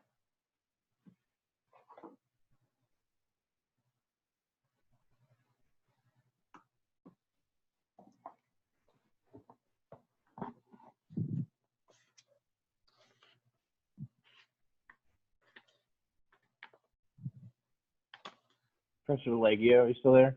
I am. Can you hear me? Yeah. What was the example problem again? I'm sorry. Number 2 at the end of chapter 5. End of chapter 5. Yeah. Okay. Oh, sorry. No. I think it was our group was a little bit confused, and we're looking at the beginning of chapter 5 and didn't see it. So I did not give you guys much time because I don't think those instructions were very clear. So let's take a look at problem 2. So problem 2 at the end of chapter 5 said, I pulled the 11th edition of the text instead of the 12th when I called out a problem, so I apologize about that.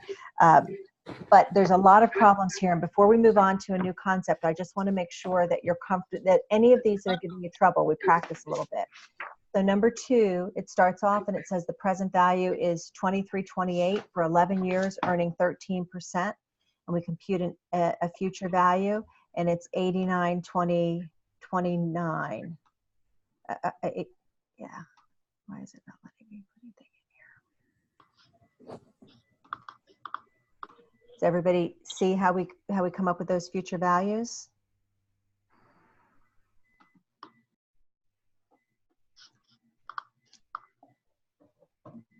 Yep. Good. All right. Which kinds of problems give you or have you the most concern? Because I want to do a few problems before we move into any of the annuity stuff. Do you want to do a present value?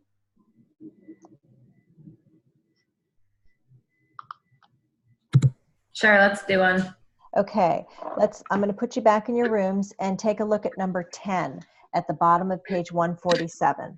So take a few minutes to do number 10, and then I'll pull you back into the main room again. Your rooms are opened again.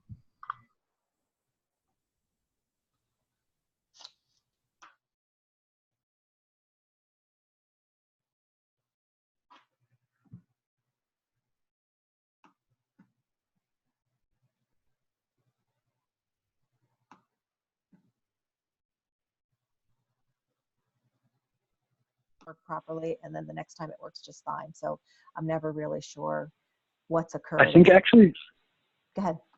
Now that I'm thinking about it, in my previous class I used it, I might have been on Chrome instead of Safari. I wonder if that's the issue. Yeah, the browser can make a difference, but sometimes Chrome is more difficult of a browser. So I'm kind of surprised that Chrome was was successful, but good that it was. Wendy, how would you like to do number 14 for us?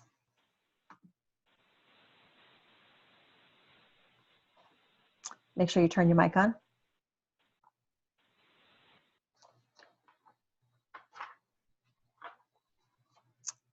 Not hearing from Wendy. Would anybody like to take a look at number 14 and solve it for us? Raise your hand. Practice that a little bit. The hands are just flying up. Jocelyn, how about you?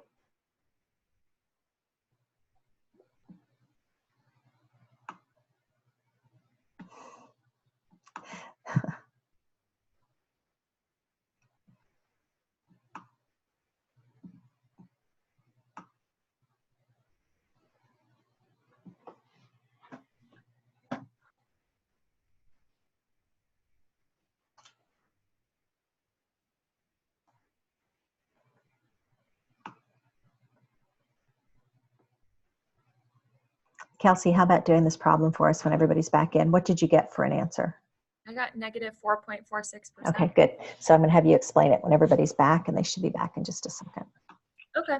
Okay, 24 seconds. Here I was talking way to you all, not realizing I hadn't closed the breakout room, so I think I gave you a little too long on that one, but that's good that you got it.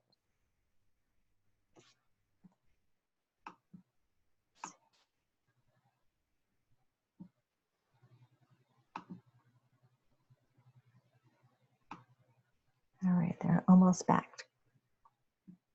Okay, go ahead, Kelsey, and tell us what you did. Okay, so in order to find the interest rate, what I did was for my present value, I had negative 12,377,500. For my N, I had 4. And then for the future value, I used 10 million, 311,500. And then in Excel, I used the rate function.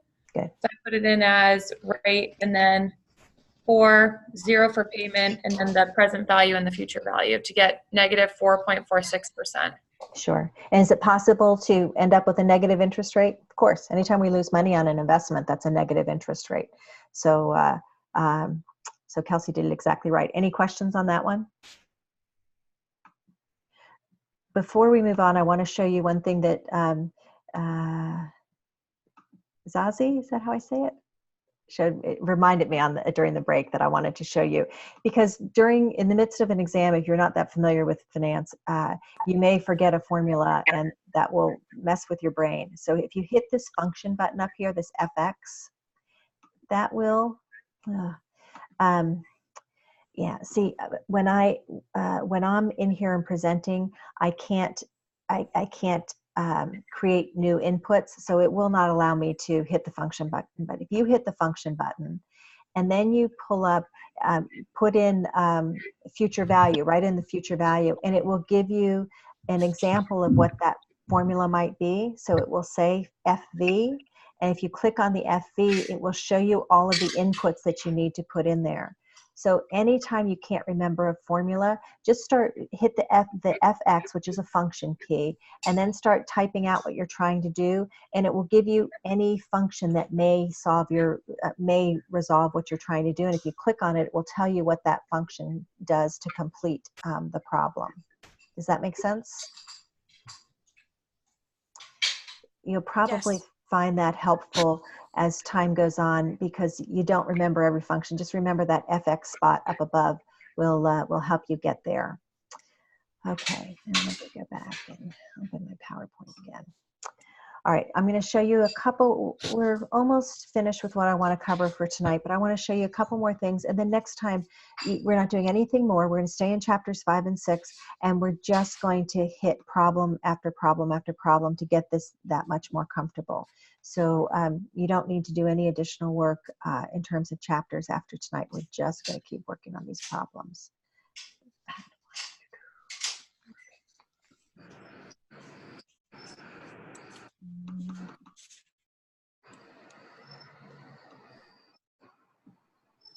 Perpetuity. Let's do perpetuity. Okay.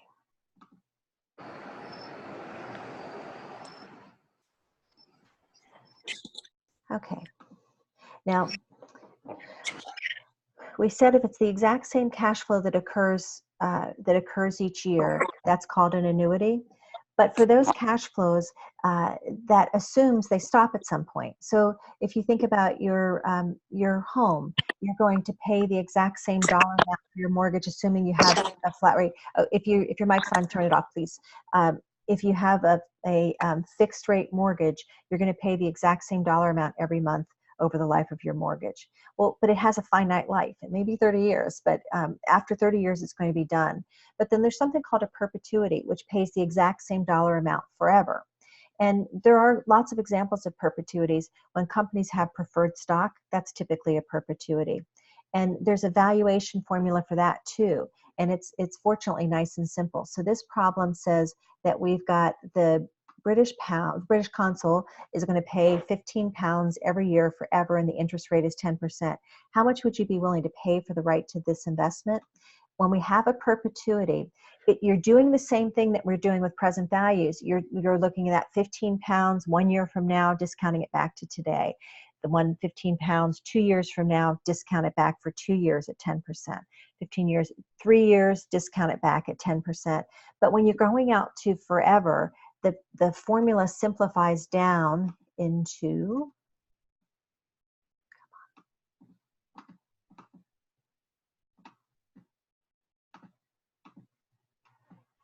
let me advance a slide, hold on. Try this one, see if that'll do it.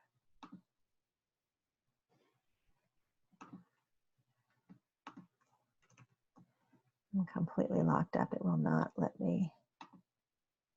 Okay, let me try again.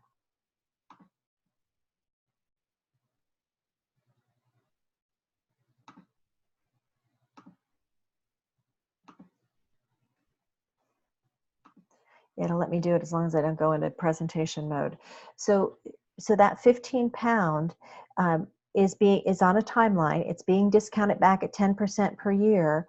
So the way we value this is we're taking this £15 discounted at 10% for 1 year, adding to it £15 discounted at 10% for 2 years, for 3 years, for number 47 year. Every single year, we're discounting them back to today and adding them together. But the beauty is when we have a perpetuity, that formula simplifies into the present value is equal to the dollar amount that's the perpetuity divided by the interest rate. So what would you be willing to pay for this investment? You'd be willing to pay £150. That's the equivalent to £15 each year forever if you're able to earn 10% on that investment. All right, so let's see. Now, sometimes your perpetuities grow. And for many companies that pay dividends, they typically look to see their dividends grow over time. So if you have a dividend next year that's going to be $1.30, and the dividends are going to grow at 5% forever, if you have a 10% rate, what's the value of this stream? So the formula, so you could figure out what $1.30 growing to 5% for another year and discount it back. Essentially, that's what we're doing. But the formula simplifies down to the present value is equal to the dollar amount next year divided by the required return minus the growth rate. And we have all of those numbers in this problem. What do we know? We have $1.30 is our future value. The growth rate is 5%, and I'm earning 10% on it. So given that information, we can figure out how much we'd be willing to pay for this investment. And it is the exact same formulas we're doing before, but in special circumstances, there's simplifications, and this is the simplification. Simplification says the present value is equal to that future value, which they call C. Finance doesn't stick to one variable to describe the same thing. They change all the time. Divided by the required return minus the growth rate. And when we do that, we come up with $1.30 divided by a 10% required return minus a 5% growth rate. For this company's stock, we'd be willing to pay $26 for this investment. So $26 is equivalent to $1.30, growing at 5% per year if I require a 10% rate of return. Now, say it again. You mind showing that raw formula again? Share the formula? Yep. Yes. Okay, here's the formula, and it's the present value is equal to C, which is the dividend or the future value, divided by the future value that's an annuity, that's the exact same amount, divided by the required return minus the growth rate. Thank you. Okay, and that's the simplification. The present value is the $1.30 is the annuity amount divided by the required return minus the growth rate. Okay, now we can afford a $400 car payment, and the interest rate is 7%, and we can get a 36-month loan. So we want to figure out how much car we can afford. What are we trying to find?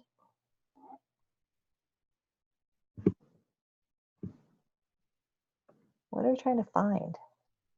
How much car we can afford? What's that? The value of the car I want to buy. Good. So I'm trying to find how much I can pay today to get a car. So I'm trying to find a present value. And what's that $400? The payment?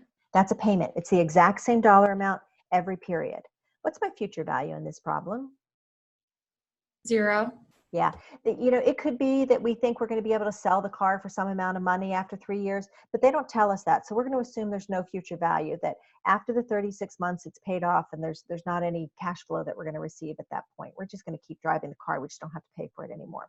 Okay, so we're trying to find a present value. There's no future value. Our payment is $400. What are the other inputs for this problem?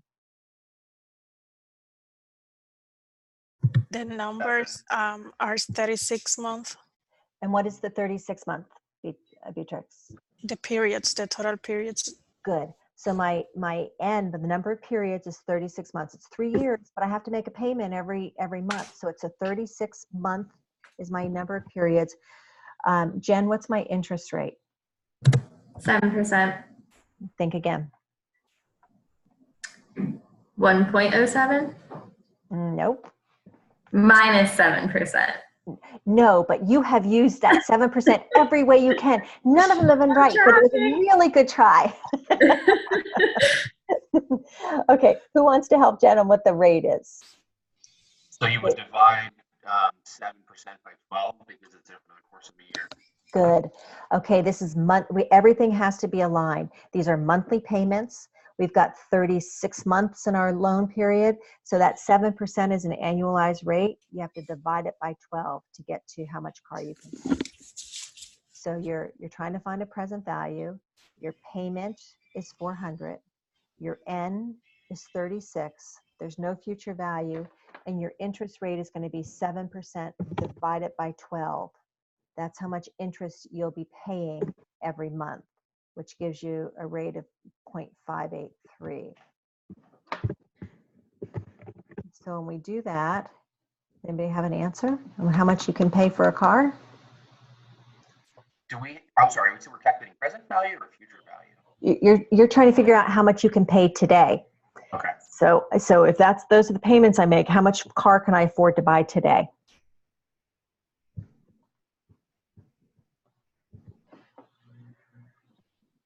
Anybody? I got $12,954. Good. Good. Good. Okay, so my payment amount is $400. I'm going to pay that every month for 36 months or for 3 years. If the interest rate they're charging me is 7%, that's annualized. You have to divide it by 12 to see how much interest you're paying every month. There's no future value. They don't tell us anything about it. And we're computing a present value, and you should get $12,954. Everybody kind of good with that one? Can you do that in Excel? Of course. Yep. Good point.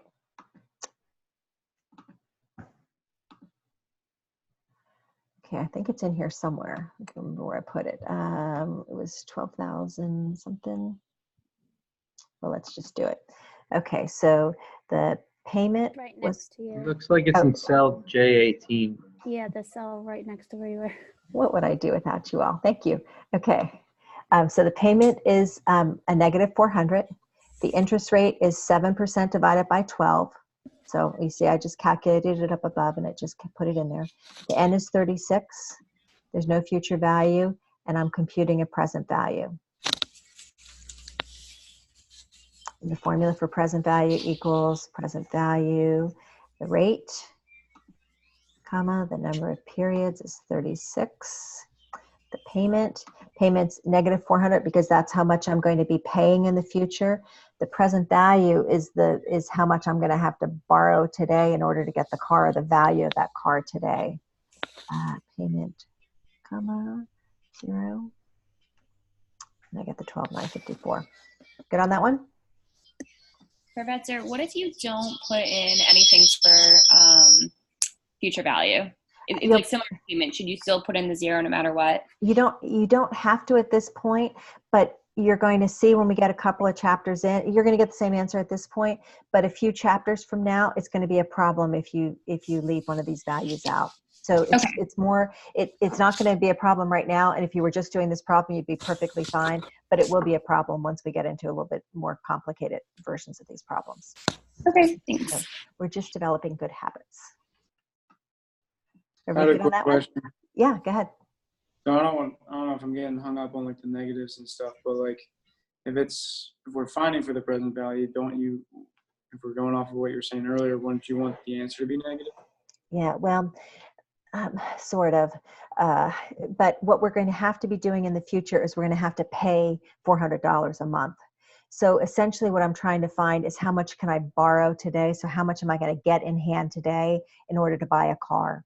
So I'm going to have to make these $400 payments in the future. The $12,954 is how much cash I'll get in hand today to turn over right away to get a car. Gotcha. Okay. Yeah, that was a really good question. To be consistent on that $400 that we're going to pay out, it's a little confusing because in essence, what you're really getting is a loan to buy the car, or you're getting the asset, which is positive as well, and you're going to be making payments. Okay. One way that I kind of think of it is that if money is leaving my pocket,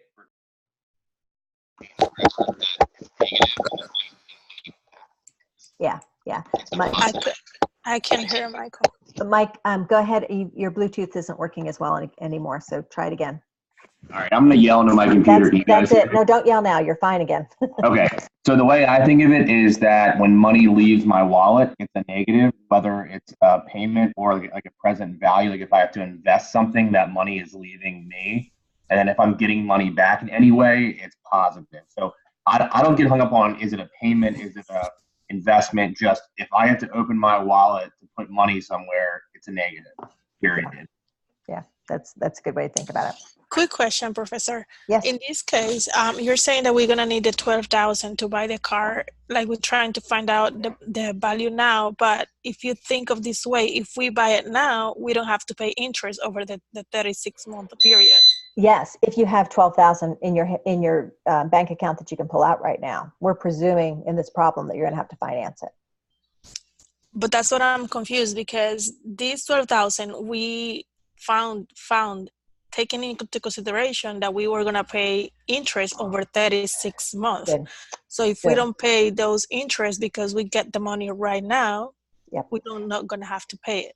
If you didn't have to finance this car, you could afford a more expensive car. And in a chapter or so, we'll do that problem. So you'll see how much more car you could buy. You're exactly right. Because you're making interest payments, it limits the size of the car that you're able to purchase. It may be you could afford a $14,000 car if you paid it right now. But we're assuming that we have to finance it because they didn't tell us they told us that we're going to make $400 monthly payments. Great, thank you. Okay, yeah, good point. Yeah, you can afford a much better car if you have the cash in your account right now. All right, I want to do one more problem and we're going to end so that you end on there we go. Okay. All right. Now, I'm going to put you back in your breakout rooms one more time. I want you to make sure you draw a timeline on this one, on when those cash flows are occurring. And first of all, what are you trying to find on this one? Present value. You're looking for a present value. And there's a little bit of a challenge to this one. So take a couple of minutes in your rooms. Your rooms are open. Work on it. Come on back. We'll check, and then we'll wrap up for the night. And Christian, sorry I can't get you in a room.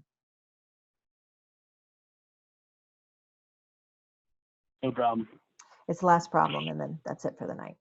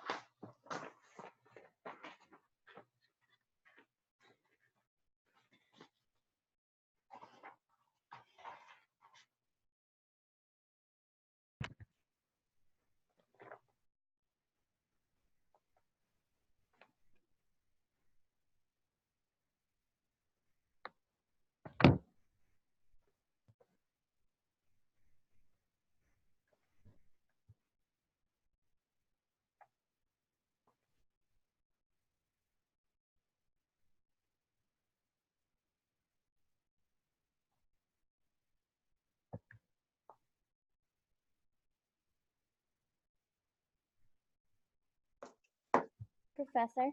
Yes. So when you're in the breakout room, you can't see the problem. So I came back to see what it is, but then how do I get back to my group? Oh, I was going to ask the same. Thank you. Addison, which group, or I'm sorry, Cece, which group are you in? Do you know? 2. You're in 2. Okay. Let me assign 2 and 2. You should be able to pop back in there now. And who else was talking that's not? That was Wendy? Wendy. Okay, you're supposed to be in breakout 1. Yes, that makes it first.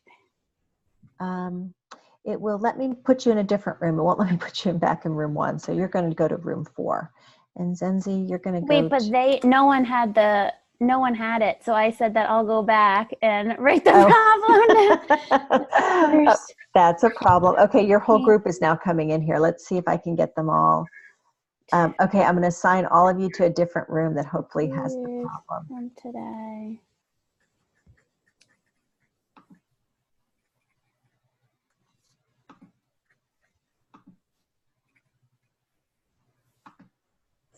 I guess I could just take a picture on my phone from now on. That'll work. Yeah, that works fine. Nabil, I'm having trouble getting you moved. Okay, let's see. 2, 3.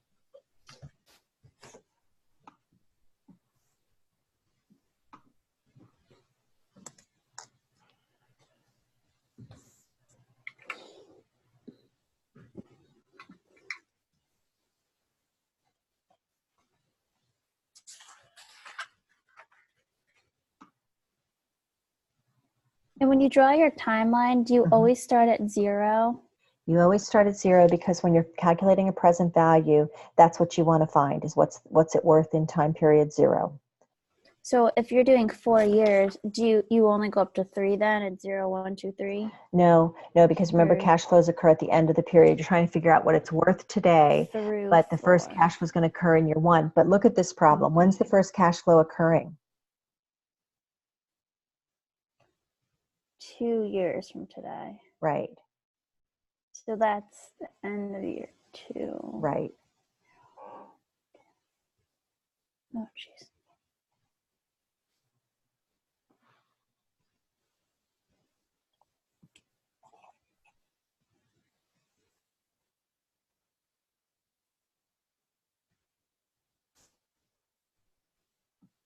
I'm going to pull everybody back in now.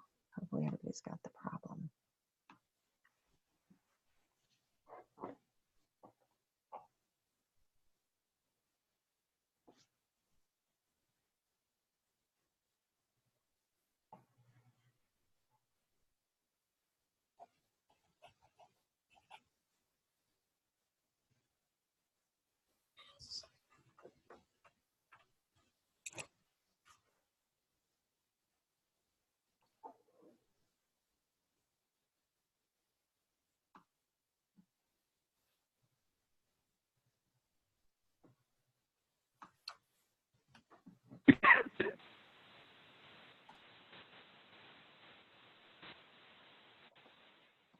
Okay, everybody's about to come back.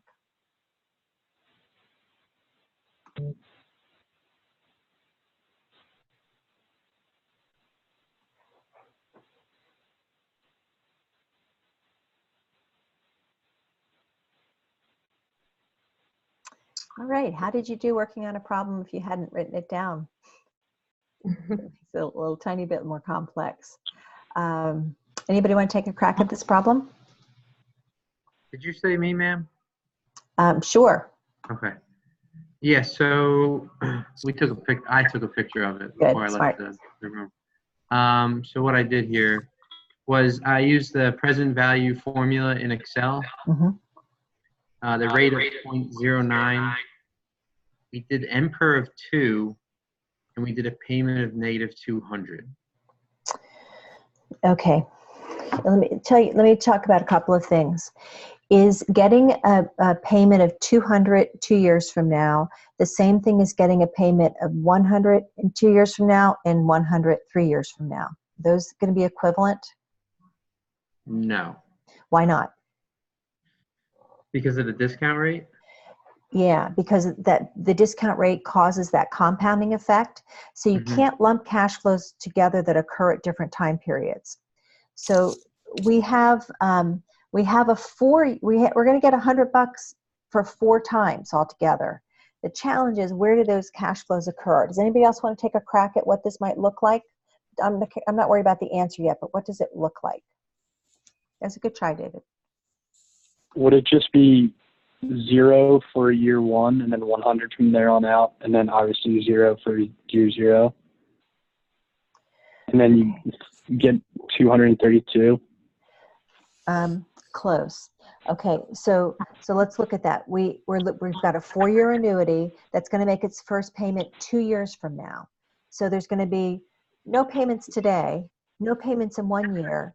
There's a payment in year 2, and then there's a payment in year 3, year 4, and year 5.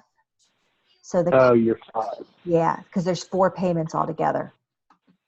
So what the cash flow stream is going to look like is this red line. These are what our cash flows look like. $100, and our first payment is going to occur in 2 years, $100 in 3 years, $100 in 4, and $100 in 5 years.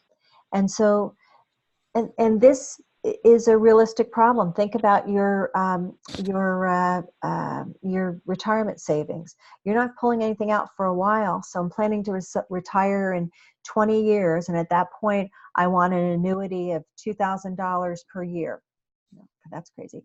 Of $30,000 per year. And so I want to know what I'd pay today for that cash flow stream in the future. So often the cash flows aren't continuous. They start and stop at different periods of time. This problem told us, let's look back at it. So we've got a 4-year annuity of $100 per year. I can't say it's $400 in 1 year. I have to set this up. So I'm going to get $100 each year for 4 years. But the first payment doesn't start till year 2. So if I get one in year 2, then I get one in year 3, 4, and 5. And then I can do one of a couple different things. I can figure out what these cash flows are worth in year 1 and then discount that back to today. Or I could say I take $100, discount it for 2 years at 9%, add to it $100, discount it for 3 years at 9%. $100 discount it for 4 years at 9%, and $100 discount it for 5 years at 9%. That works just fine. If we had done this in Excel, as long as you set your timeline up okay, it actually is pretty nice. Let's see. Just wrote things all over the place. All right, now who's gonna, oh, here it is. Good, that wasn't too bad. Okay, so here's my timeline. Year 0, no cash flow. Year 1, no cash flow. And then I get $100. I'm sorry. Sorry, you can't see it? Sorry. Yeah. Thank you. It's clicking along nicely there. Okay, let's see. Make sure you've got it. Okay, so the cash flow stream is right here. So what I've got is year 0, I have no cash flow. Year 1, I have no cash flow. I have $100 in year 2, $100 in year 3, $100 in year 4, and $100 in year 5. And my formula is equals NPV. And with NPV, you have to capture year 1 through year 5. And I would show you, but it's locked up and it won't allow me to do the formula. So what you're going to do is equals NPV and the rate of 9, and then grab rows 1 through 5. Grab cash flows 1 through 5. Even though year 1 has a 0, grab that cash flow. And you should get the 297.22. Does everybody follow that? Yes. Got it? We're going to start. So what does the 297 means? That means for the right to receive $100 per year for 4 years, beginning 2 years from now, I'd be willing to pay $297.22 for that investment. So that's the value of it in today's dollars. It's not 400, and I don't care what it's worth a year from now. I want to know how much I'd pay for that investment today, and I'd pay $297.22. So because of the interest rate, I pay this amount, and then I'm gonna get the 400 in the 5 years. You're going to get 100 per year for 4 years, beginning in year 2. Okay. So what's the difference between the 5 years? Because if I'm not getting anything in year 1, I know it's 4 years, but at the end, it's gonna be 5 years. Well, it's going to have covered, your cash flow stream will cover over the course of 5 years, but the first cash flow doesn't occur until year 2, and you're only getting 4 $100 payments. They just start out further. So okay, so it will be, you're not getting $500, you're getting 400 altogether, but they start in year 2. So that means you're looking at cash flows that are occurring up through year 5. Okay, great, Get thank all you. 4 of them in, okay? What other questions do you have on this one? What was the other value that you had on the slide? I think it was right next to it. Yeah, it was 320 something. Let me stop this share. See if that one I'll share. Yeah, okay, you got it back. So you can do it one of 2 ways. You could figure out what the cash flows are worth in year 1, which is what that 323 is. But I want to know what it's worth today. So if I do it this way and I figure out what the cash flows are worth in year 1, that's fine. But then I still have to carry it back to figure out what it's worth today. So either way is perfectly fine. You can take $100, discount it for 2 years, $100 for 3, $100 for 4, $100 for 5. Or you could take each of them and figure out what they're worth in year 1, and then take that total value and discount it back to today to get to this 297.22. The 297.22 is the correct answer. Okay, thank you. Okay. Okay, we ran a little long tonight. I apologize for that. So what we're going to do next time is we're going to finish up chapter 6 by continuing on with problems. I want you to read chapter 9, because at least the beginning of chapter 9 is a whole lot of the same kinds of NPV is what's a lot of chapter 9. So I want you to read it. I don't know how far we'll get into it, but we'll get started on it anyway.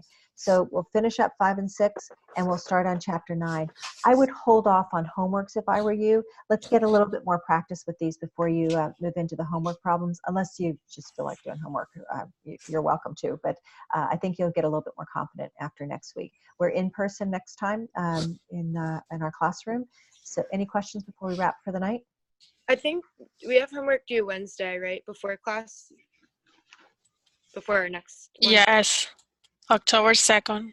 Okay, I'm going to move that out a week, okay? Because I want you to, yeah, that's chapter 5 homework. You can probably do it, but I'll push the due date out a week so that you're not so pressed to get it done without one more chance to work on some of these problems. Thank you. Okay. Any other questions? Yeah, just real quick in reference of like studying for the midterm and the final and everything. Yeah. I know we reviewed a lot of the formulas just to kind of understand like what they were, but I just want to confirm we don't have to know those as long as we can do it in Excel. Okay. The midterm will stop at chapter 5 and 6. I won't go past that. So everything up to chapter 6 will be on the midterm. Go ahead in and look at this study guide and the formula sheet. That sheet is what you'll have available to you on the exam. Now, things like how to do a present value in Excel, you need to be able to do that. Now, it shows you, but you need to remember that it's PV, FV, rate, and per. So that's not on the formula sheet. You just need to remember those. But as I said, I'll push homework back a week, and we'll stop at chapter 6 for the midterm. So you won't have to worry about 9, even though we'll keep working on 9, but it's not going to be on the midterm. Okay. Okay. And I will review for the final, for the midterm. Let's see. Gosh, next week. I can't believe we're hitting October already. Yeah. So next week we'll review the midterm. I'll write it this week so I know exactly what's going to be on it. And then we'll continue to go with some of these problems. But read 9 for next time, because I know we'll at least get started on it. Okay. Thank you. you. Thank you. You guys have a good week. I'll see you in person next week. Thank you. Good night. Thanks.